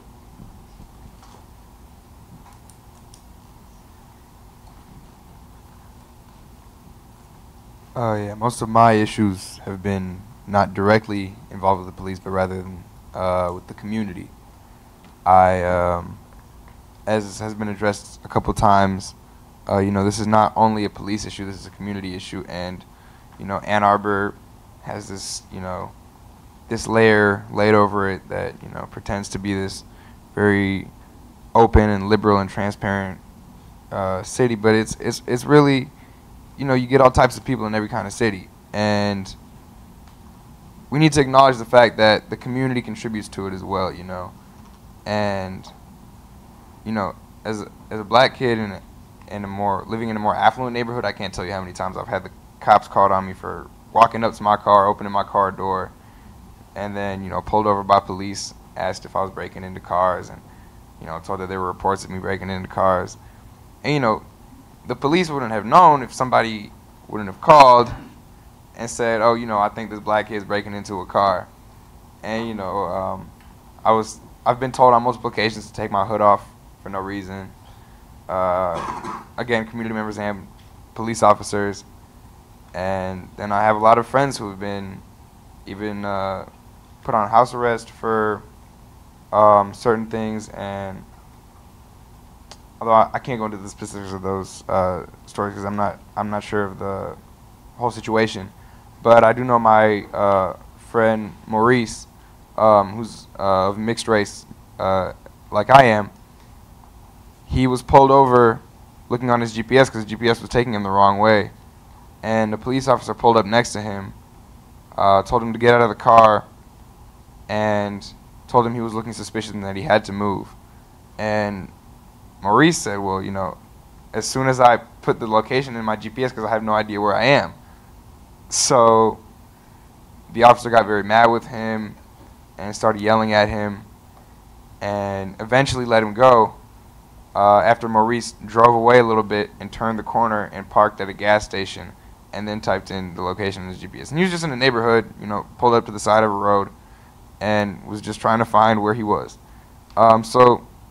But yeah, I like to make the connection that it's a community and a police issue, because Ann Arbor isn't as some of us are afraid of the police, but a lot of us are afraid of each other. We're very afraid of each other, and that's something we need to be mindful of. Thank you. Yeah.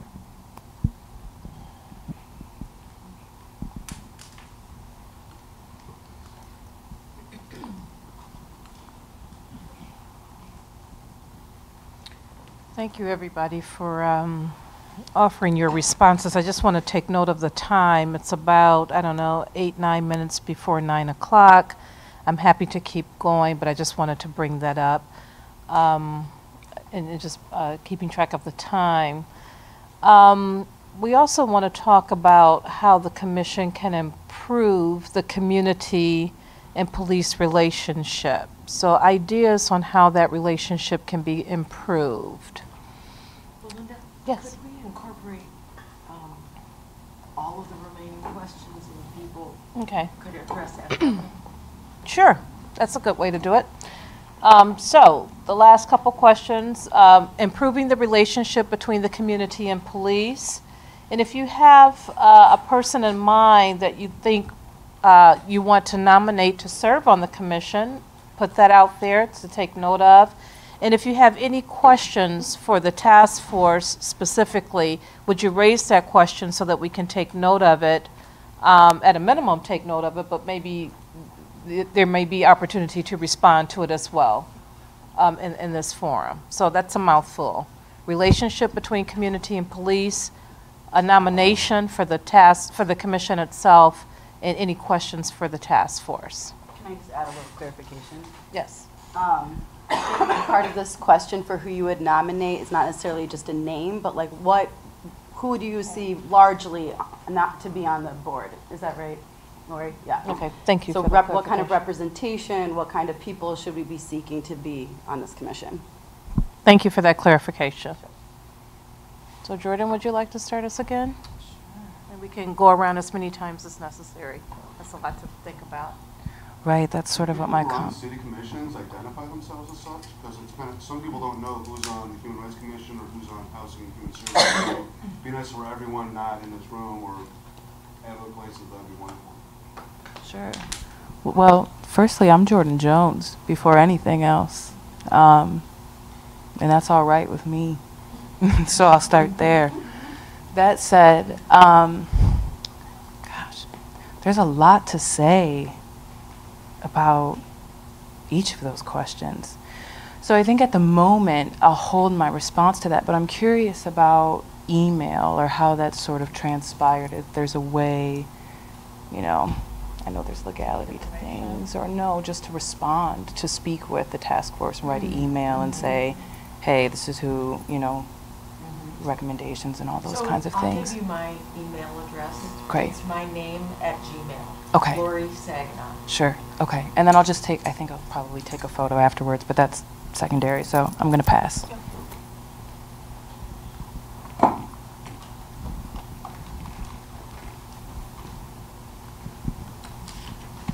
Hi, I'm Adam Nash. I've lived in Ann Arbor about 4 years. I'm a resident of Water Hill.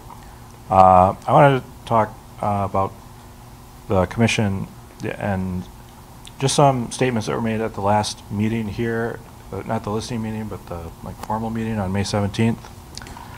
Now, I understand all the task force members speak extemporaneously, and I'm not, this isn't like a gotcha or anything for a specific person, but Mr. Richard Sobel made these remarks that I want to respond to. He said, "There's nothing that we can do, nor is it within our responsibility or our power to say that police must do this, this, or that. That's just not what we're doing. What we're doing is setting up a commission that will be part of the structure of the city. It will be independent, it will be a voice, either directly or a conduit of other voices in the community that say there are problems, and empower the commission to address those problems. Because in part, the problems wouldn't exist unless there's a breakdown somewhere between the police and the community. And so what we're doing is trying to listen and create open avenues of communication." So I understand the purpose of those remarks is to primarily just to draw a distinction between the purpose of this task force and the commission itself, which is valid. And yes, listening is super important. I love that we're having this format of meeting. But I have a big problem with these statements because they seem to limit the scope of the commission to being a body solely for community members to make comments and complaints to, and independent of AAPD. And that is an important role, but if that's all it is, then I think that's useless. I think that's a toothless body. I think that the chair, when reading the minutes, a lot of these were indicated as already having consensus at the task force, which is great. But in addition to those functions, the commission needs to be able to independently review police incidents when issues are raised by community members, or in the absence of a formal complaint, or even when they're just unsatisfied with an AAPD internal investigation. And to be able to accomplish that, the commission needs access to police witnesses and documents either through the courts or through, I don't know, city council can do that, but through whatever legal mechanism. And that entails, telling the police on some level what to do, like comply with this record request. In addition, the commission needs reports regarding internal discipline, budget, staffing, policing data broken down by race, types of traffic stops, vehicle searches, that kind of thing. And the commission needs to be empowered to make recommended policy changes to the AAPD and be involved in staffing decisions. I think at a bare minimum. So I think that's a lot more of a scope than those remarks entail. And again, I'm not trying to call you out for these statements. It's just hearing that I objected to it. So yeah, it's a whole lot more than providing a conduit for voices, because if it were just a body to provide the conduit for voices, I think it would almost be a step backwards, because then, like, if people make a direct complaint to the police or to city council, those bodies would be more likely to ignore those complaints because, oh, you're not making the complaints through the proper channel. We have this toothless commission set up for you to go F off to. So, and the final statement here, that there's a breakdown somewhere. When there's a breakdown, or when there's a problem, a breakdown necessarily exists somewhere between the police and the community. Well, it can't be the community by definition. You can't. There's no scenario where you tell the community you're failing the police. It's always the police failing the community if there's a failure, right? So I think that it's harmful to limit the scope of the commission that we're creating in this sense. So that's mainly what I wanted to respond to. So thank you. Hi, my name is Jessica Letaw, and I'm a board member on Ann Arbor's Downtown Development Authority. To respond in brief to each of the questions, thank you, Hannah. What could the commission improve about the community-police relationship? Help us understand better the relationship between police to safety, understanding that kind of the scope of each is broader than that. So police is more than safety. Safety is much more than police. Help us as a community understand, much like Julia said, what our role is in kind of helping each other be safe. Who would I nominate to the commission? Avalon has developed a Citizens Leaders program called Vocal. I'm very interested to see the commission working with them, if not specifically a representative, but they seem great candidates.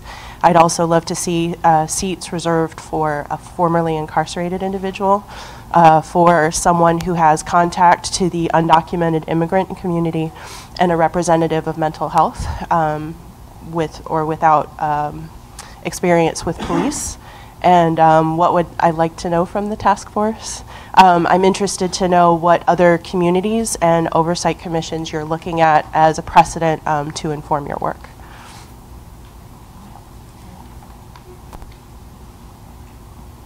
Towards improving relations, I think just a suggestion would have someone from either a past or present member of the police force acknowledge the experience that I had and some of the other people that have spoken.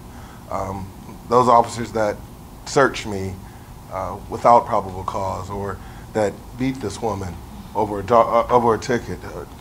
Just some public acknowledgement that these things have happened, and we recognize it and we want to move on, because that feeds a lot of the cynicism, just the head nods and we hear you, but no open admission that there's been problems and we want to improve. So just really getting some either, I think for liability concerns, I'm sure it's be difficult to get a present member, but some past members that, in the interest of, recognizing that we have to get along and make the community better and make relations better, acknowledge what they have done in the past, if you can find someone.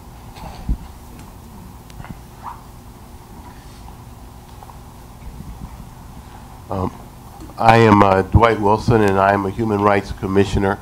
My mind has been spoken by people over here, so. I'm Sergeant Donovan Smith. I'm a community member.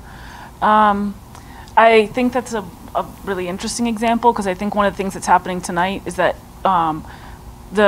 we start the meeting with some tension, and then as people tell stories of their experience with the police, in a way, although it's extremely painful to understand what's the harm that's been done to the community, I think to some extent the tension is eased, because at least for a moment we can acknowledge, many of us can acknowledge there's a real problem, both on an individual level for individual community members who've had these experiences, and then on a structural level, that these experiences have been happening for a long time, that they're kind of baked into the system. So I'm wondering if there are ways forward that involve considering some kind of restorative justice for the harm that's been done over years and years and years. It does seem like at every meeting we're trying to move on too quickly, and that seeks to silence people, to say, like, you need to be ready to move on. We need to be ready to trust. We need to be ready to work with the police.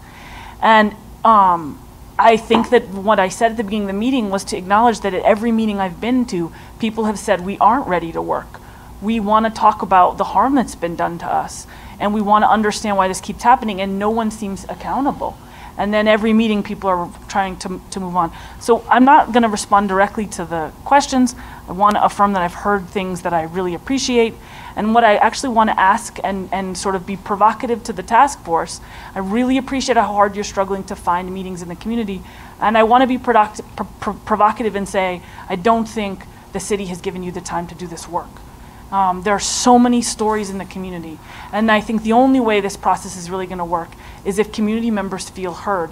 And that we're a small minority. I'm an organizer who comes to these to participate. I'm not really a voice for the larger public. So I really want to push you all actually to consider how much time you need to do this work right. Yeah, my name is Joey Valley, and I just want to kind of affirm all of the things that have been said over just, I guess, on this part of the circle.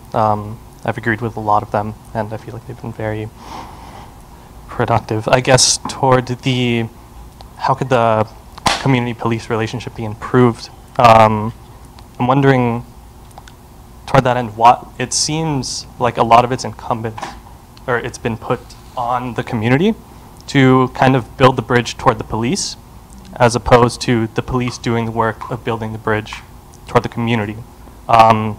And that necessarily doesn't have to happen on the police's terms. So for instance, the police say that they're willing to have all of these extra trainings that they want to have, and they want the community to kind of pile these trainings onto them so that they get what the community wants. But I guess why is it that the community has to move in that direction? Like the community has to give all of that work for the police, as opposed to the police just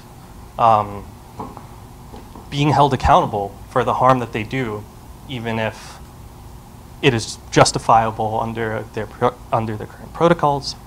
And then I guess a larger question for the task force that I have is, I guess in hearing what sometimes y'all have had to say, it sounds like there's a push to make recommendations, and then for those recommendations to be responded to by the police. And so I guess the question that I have is, what happens when the police don't agree with that recommendation, and that recommendation comes from, like, for instance, a lot of the community support, like it has it behind it, and the police decide that that is too difficult for them to move on? What happens then?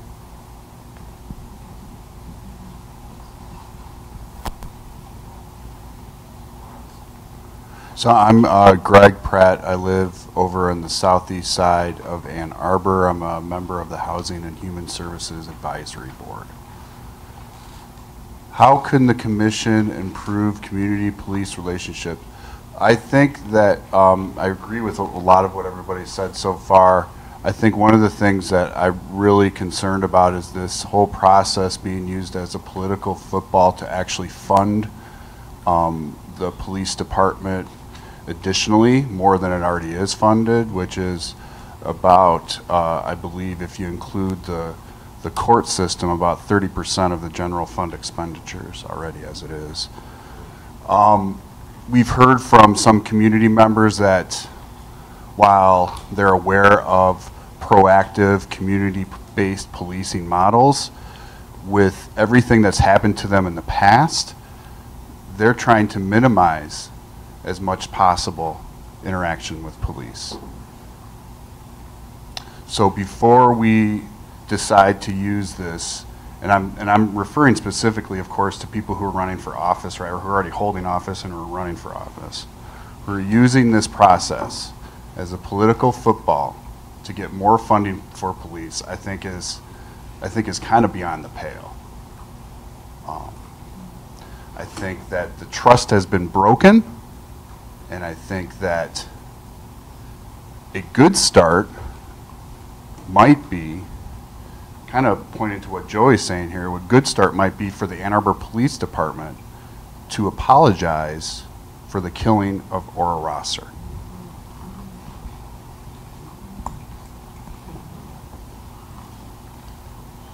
I would like to respond to that, but I don't think I can without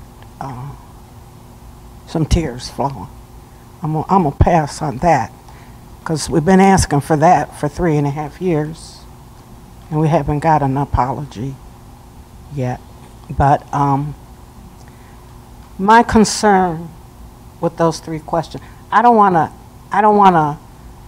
have some names of people that I think would be good on the commission, but I don't want to submit them because I'm not sure the commission can do a damn thing, because you can't even meet with us in the community without the city telling you you can't do this because it's got to be recorded, and you can't do that, and you can't do this and this and this. And you got all these attorneys on this task force. Attorneys know how to work around ordinances and laws, but you ain't doing that together. I don't hear that. So I'm kind of, I don't have a lot of hope. And I don't know if I want to submit any names, because you are pushing. You're pushing us for this trust. We're supposed to be an independent group, but the city isn't letting you be independent. So how are you going to have a commission that can be independent and have any teeth if you can't even do it? And you're the ones that are going to set up the rules and the ordinances and whatever for the commission.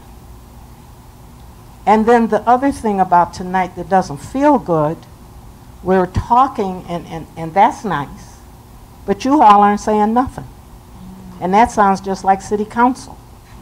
When we go and can talk for, the only difference, we can talk longer. We only have 3 minutes at city council, but nobody that's on this task force is saying anything. The police aren't saying anything. They're here. Nobody's saying it. We have Mr. Lazarus here. He's not saying anything. So it seems fruitful to me. And I hope it isn't.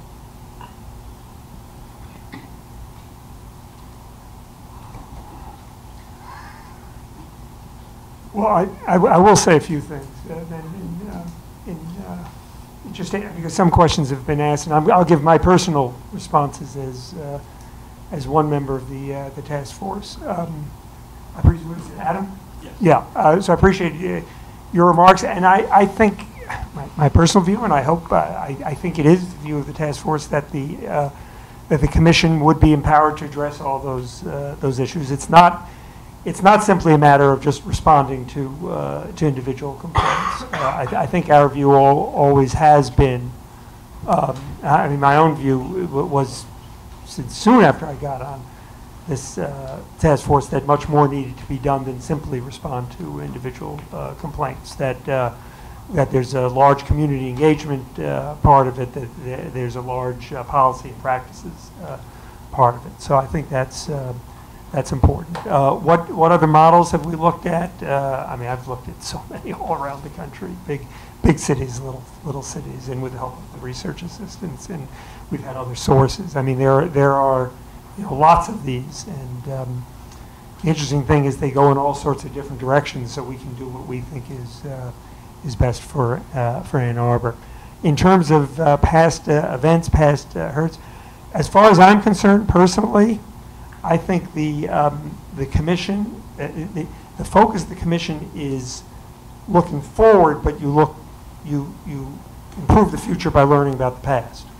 So as far as I'm concerned, I'm just speaking for myself, but I hope the task force will agree, there's no time limit on, in other words, an old incident doesn't run off so that the commission can't consider it. And that includes the Ora Rosser incident. What can we learn from the Ora Rosser incident? What can we learn about the city's handling of it? I mean, I think that's fair game for the commission. What happens when the police department or the city attorney or the city administrator doesn't agree with recommendations of the commission?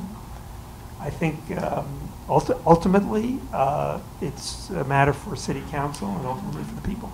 I mean, who have the power. It's a democratic matter, but I think one of the powers that I'm hoping the commission has is, well, I think we've agreed on this. It's going to be able to make public reports. It's not simply, a private recommendation, and it would be able to get a response, and that response means that the issue is then presented,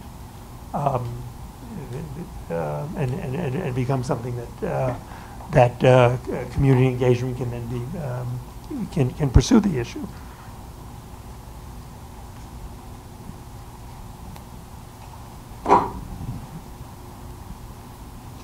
Hi, I'm Sarah Rosenthal. I'm a community member, and this is my first task force meeting, but I just had a couple things to say about how the commission can improve community and police relationship. And I was trying to think of a time in history when the police force has actually been there to serve and protect the people, and I'm having a hard time coming up with that. But first of all, after I started kind of getting involved in protesting and demonstrations and listening to groups like Black Lives Matter, after seeing a bunch of police shootings, mostly on Facebook, even children like Tamir Rice, Freddie Gray, Sandra Bland, of course there's Ora Rosser, many people have mentioned today.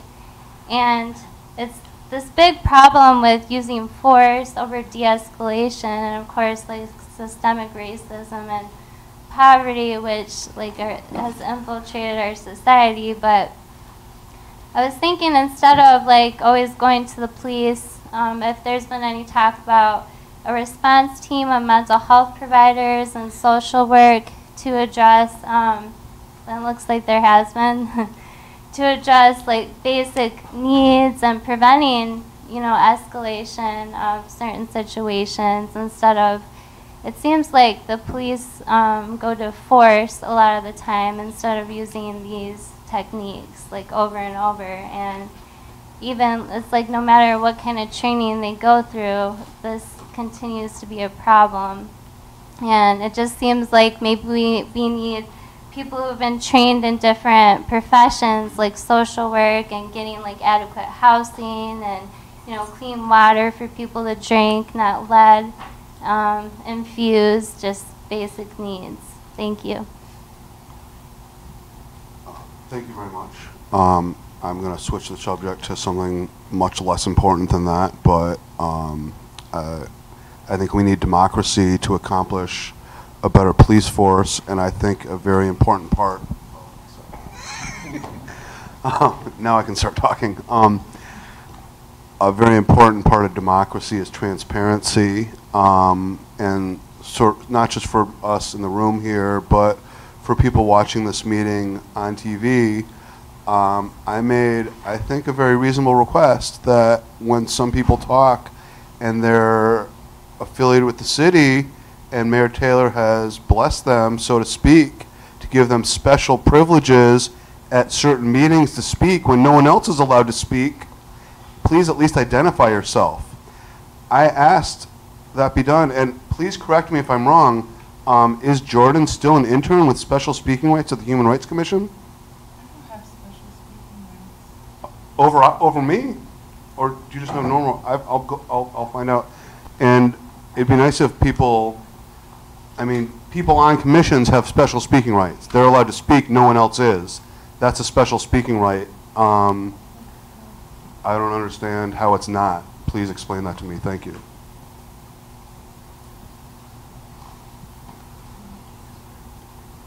Can you go over the list of questions? I know you were jotting some down. There was just a lot brought up. No, not on those, on there, but the questions that were asked by the community. Do you have any written down things that have been said before? Because someone over there said something, but I can't remember who or what exactly they said. And I was wondering if y'all had a record of that. Ashley's taking. All right. Yeah. A couple of the questions that have been asked in response to any questions from the task force were, what other commissions are we looking at to inform our work? How much time do we really need to do this work? From a historical perspective of broken trust and community pain. And what happens when the police don't agree with the commission's recommendations? All right. Okay. Thank you. Those are the three I was looking for. So, first off, I think that was a very important point that was made, that, you know, we need people of different, I'm not sure if the lady's still here, but, you know, we need people from different demographics to represent the community. It was her? Oh, okay, yeah. All right. Hello there. So, you know, it's, so far, I can't speak for the whole task force because, you know, I'm just a youth member, and not just a youth member, you know, we do a lot with, you know, we are a part of the task force. It's not like we're junior task force.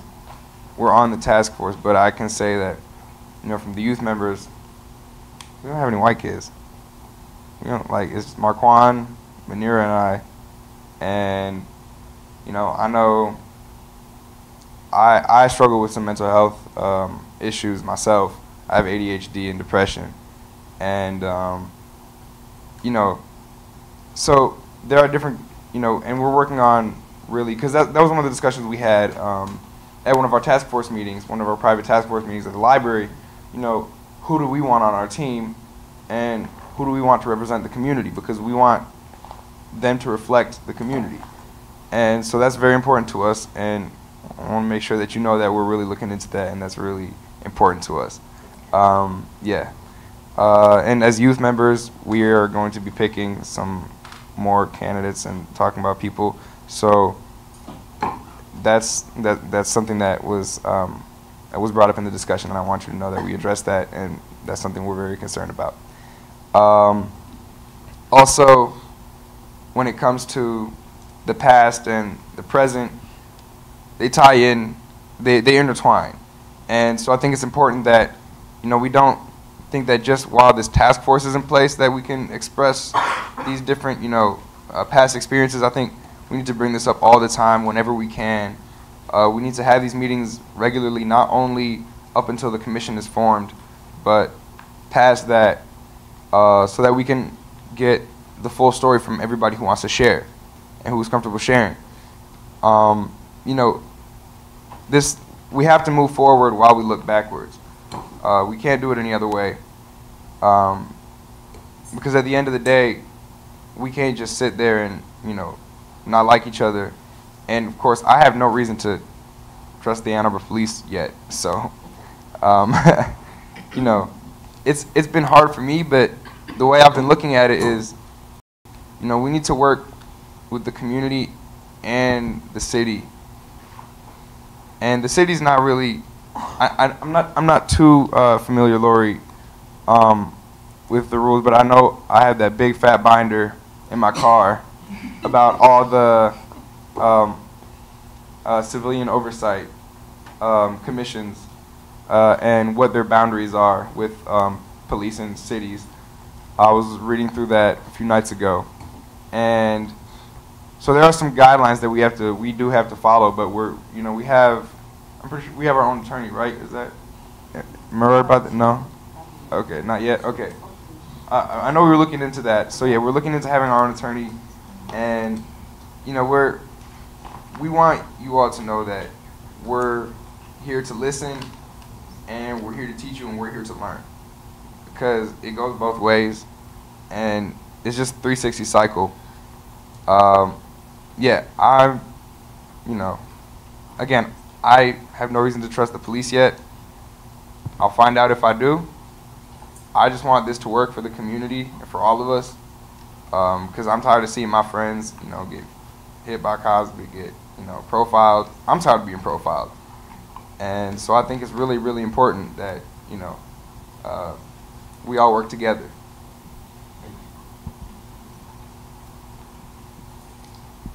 Yeah, I didn't plan on speaking, but since some of you said that you feel like you're talking to a wall, like coming to city council and don't get a response, so I am compelled to talk. What I see, and I do want to affirm or address, okay, that's the word. I want to address some of the fears that I have heard today. There is going to be a duality. It's almost like a two-track that I see that the police oversight board is going to have.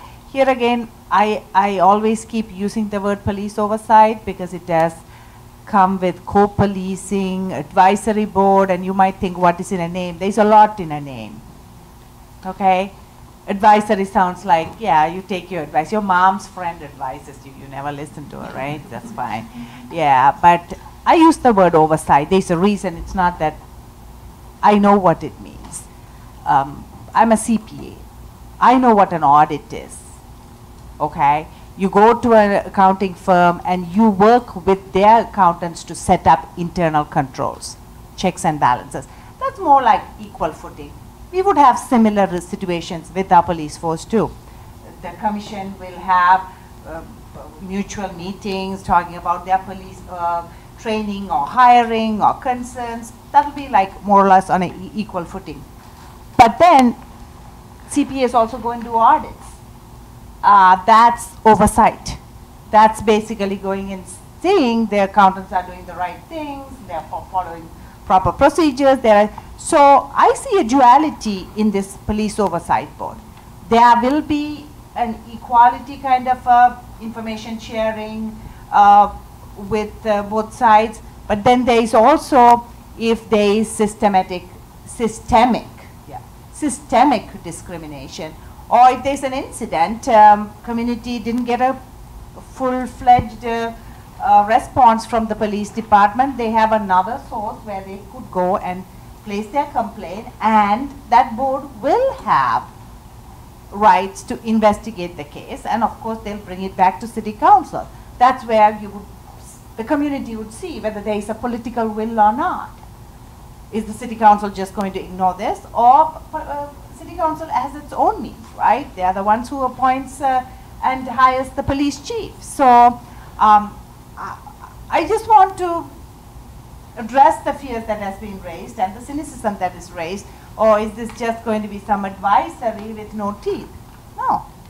That's not why we are wasting all this time, and that's not why the city council asked this task force to form a police oversight board, because it will have both the components, the working together component, and when there is a bad apple or an incident or even systemic, it's not just one, but if there is some systemic or we feel lack of information, whether people are being pulled over, and are we collecting the right information to determine whether there is some systemic nature to it. I'm not saying there is, but that's part of the reason.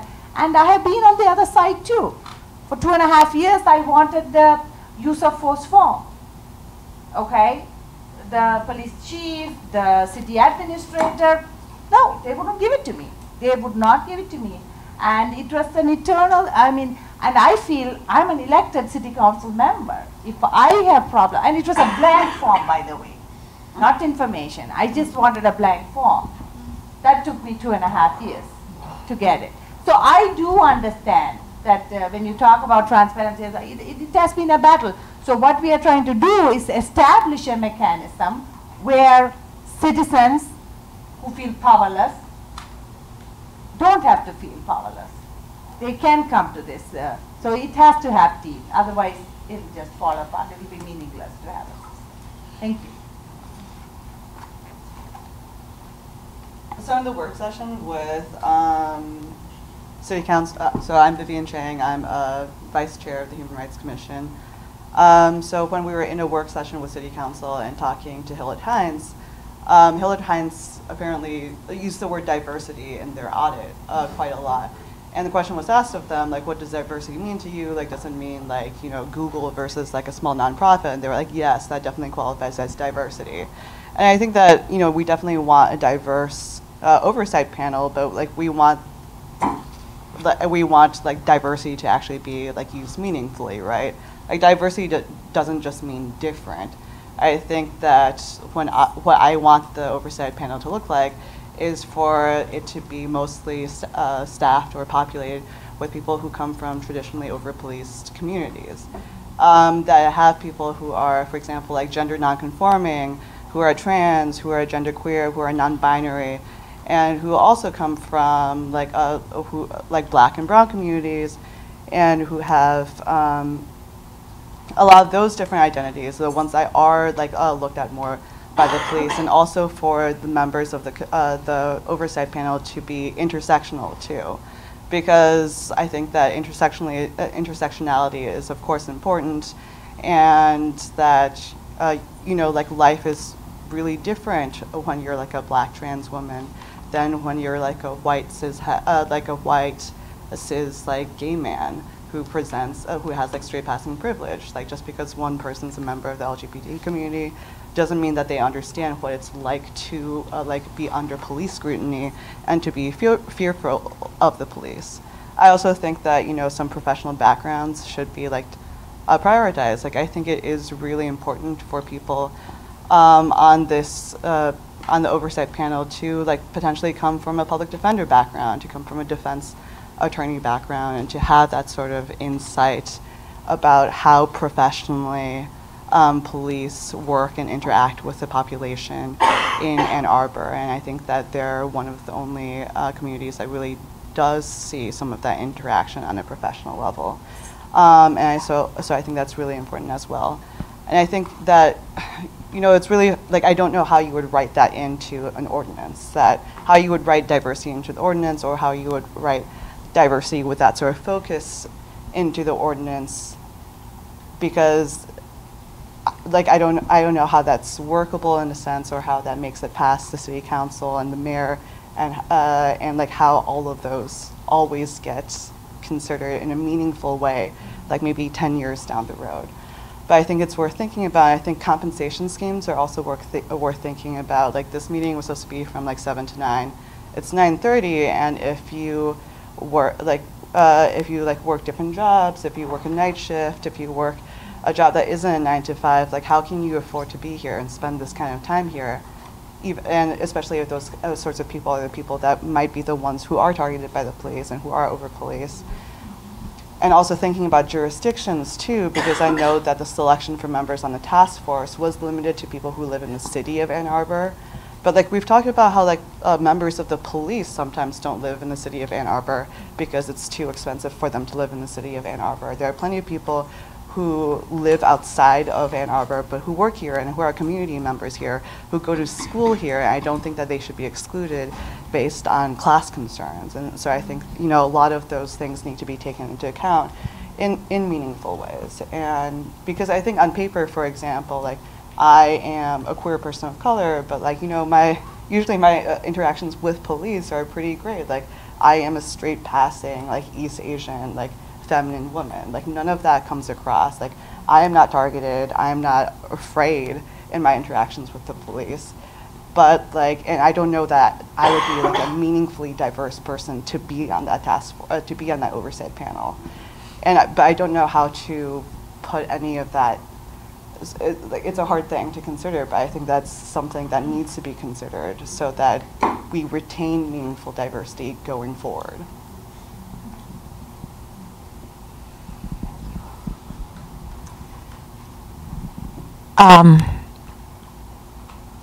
Shirley, I understand what you're saying, that by our not speaking like everyone else in the circle can't know what we're thinking and feeling. And it doesn't feel transparent. And maybe it doesn't feel safe to wonder. And I hear that, and I respect it, and I understand it. To have the job that I've been given and to hear what's been shared tonight is very overwhelming. I appreciate it deeply. I'm grateful to Ashlyn for writing it all down. I purposefully didn't have a pad and pen so that I could completely listen.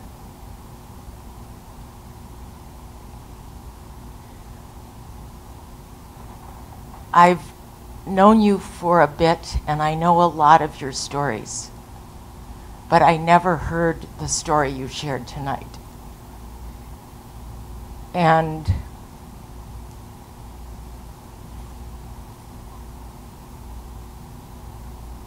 I heard in your story that your whole sense of who you thought you were in relation to this city was completely annihilated in that interaction.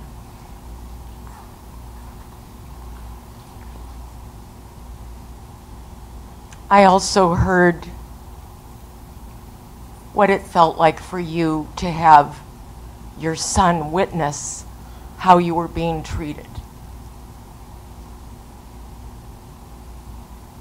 And I'm very grateful that Howard and Bob and Jason were sitting in this circle tonight to hear it with me.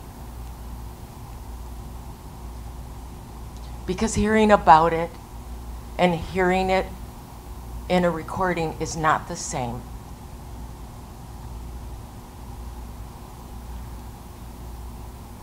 So as fearful as I was about tonight and their presence,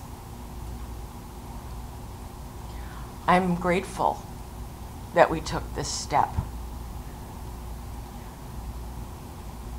I appreciate so much what Jessica and Vivian and Kaz have said about the representation of who is on this commission, because that is one of my biggest worries, is that we will end up filling this commission like we have filled every other commission and our city council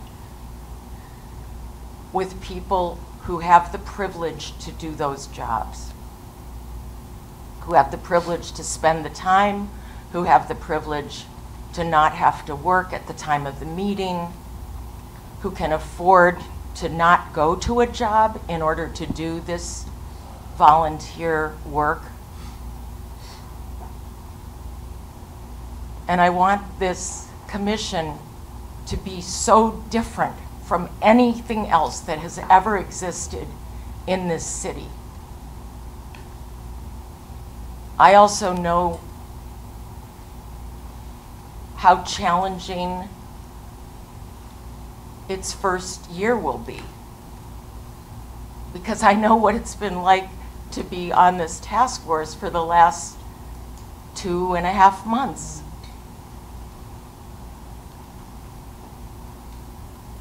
I know every person on the task force and every person on that commission is not going to be in the same place in their understanding of race and class and oppression, systematically and daily.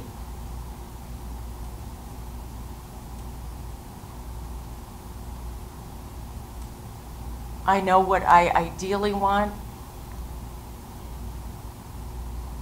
and I don't know how to make it all happen.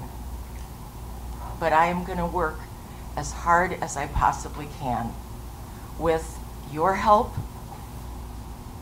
and anyone else who wants to help us.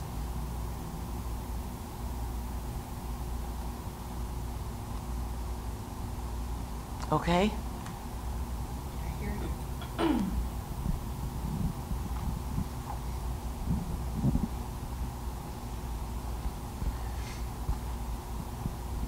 So we're wrapping up. Yeah. Anyone else? Anyone else? Yes. I'll bring it to you. I just wanted to throw out a proposal to the task force. I don't think this is under your control, but just to throw out a suggestion for funding. Something that came up at the last community session, and again at this one, is if there's no money behind it, what are we doing here? I'd like to propose that the funding for the commission be a percentage of the funding for the police department or the more general justice system, as Greg raised. That feels like an appropriate way to fund it, and as the police force grows or shrinks, so would the commission. So I just wanted to throw that out.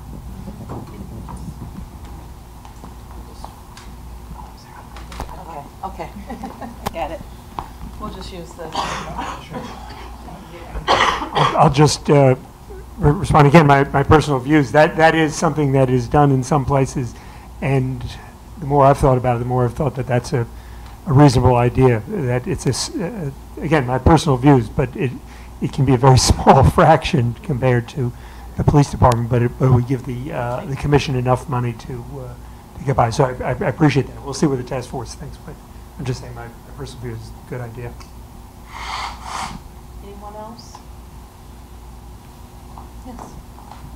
Oh, you have one.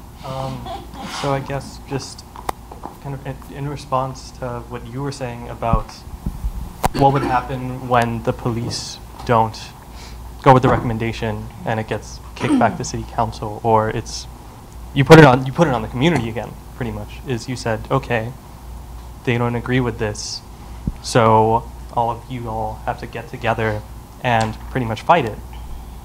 My impression was that the creation of the commission is community working for that fight. So you're saying, all right, get there and then go at it again and go at it again, kind of repeatedly. And I guess I don't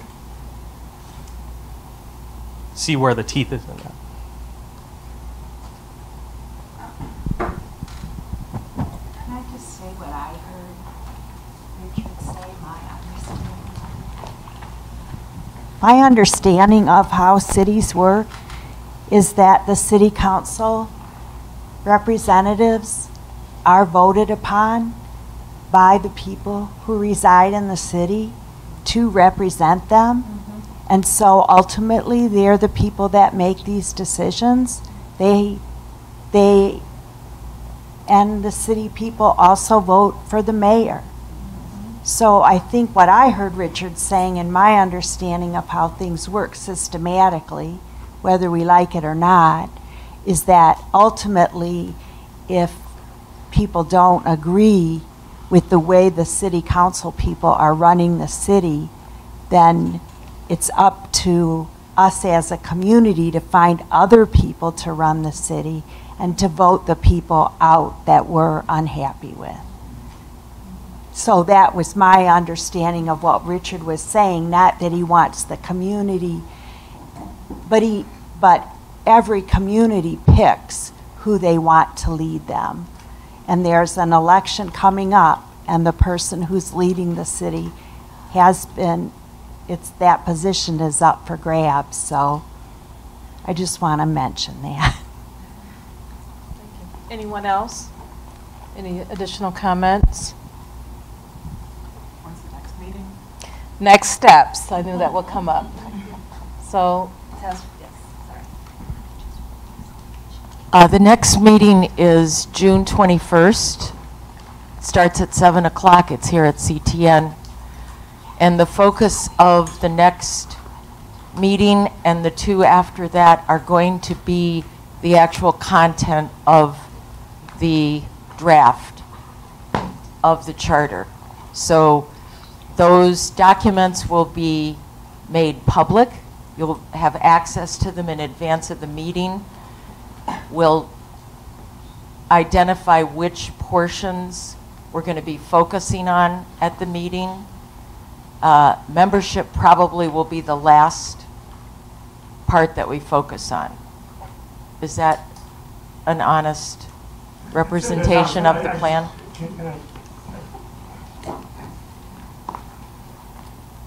I just want to be clear about what it is that will be circulated. Several members of the task force encouraged me to start drafting as we've been listening. I've started and I've taken notes all along, and this has been very helpful. So what will be presented will be what we're calling a template, and it's going to be something that I've generated, which presents possible language for the ordinance with choices as well, and my explanations of what I've done. So I want to emphasize it's just mine, meaning there's no presumption that anything that I've written is going to be part of the ordinance at all. Everything's up for grabs. But because I've had experience running an oversight committee and working on rules, I've just been in a good position to lay stuff out. Okay, and it will be along the lines that, as Lori said at the beginning, hope and I hope eventually that's what we will have: fully empowered, independent, and funded, and quite transparent. But this will be available soon.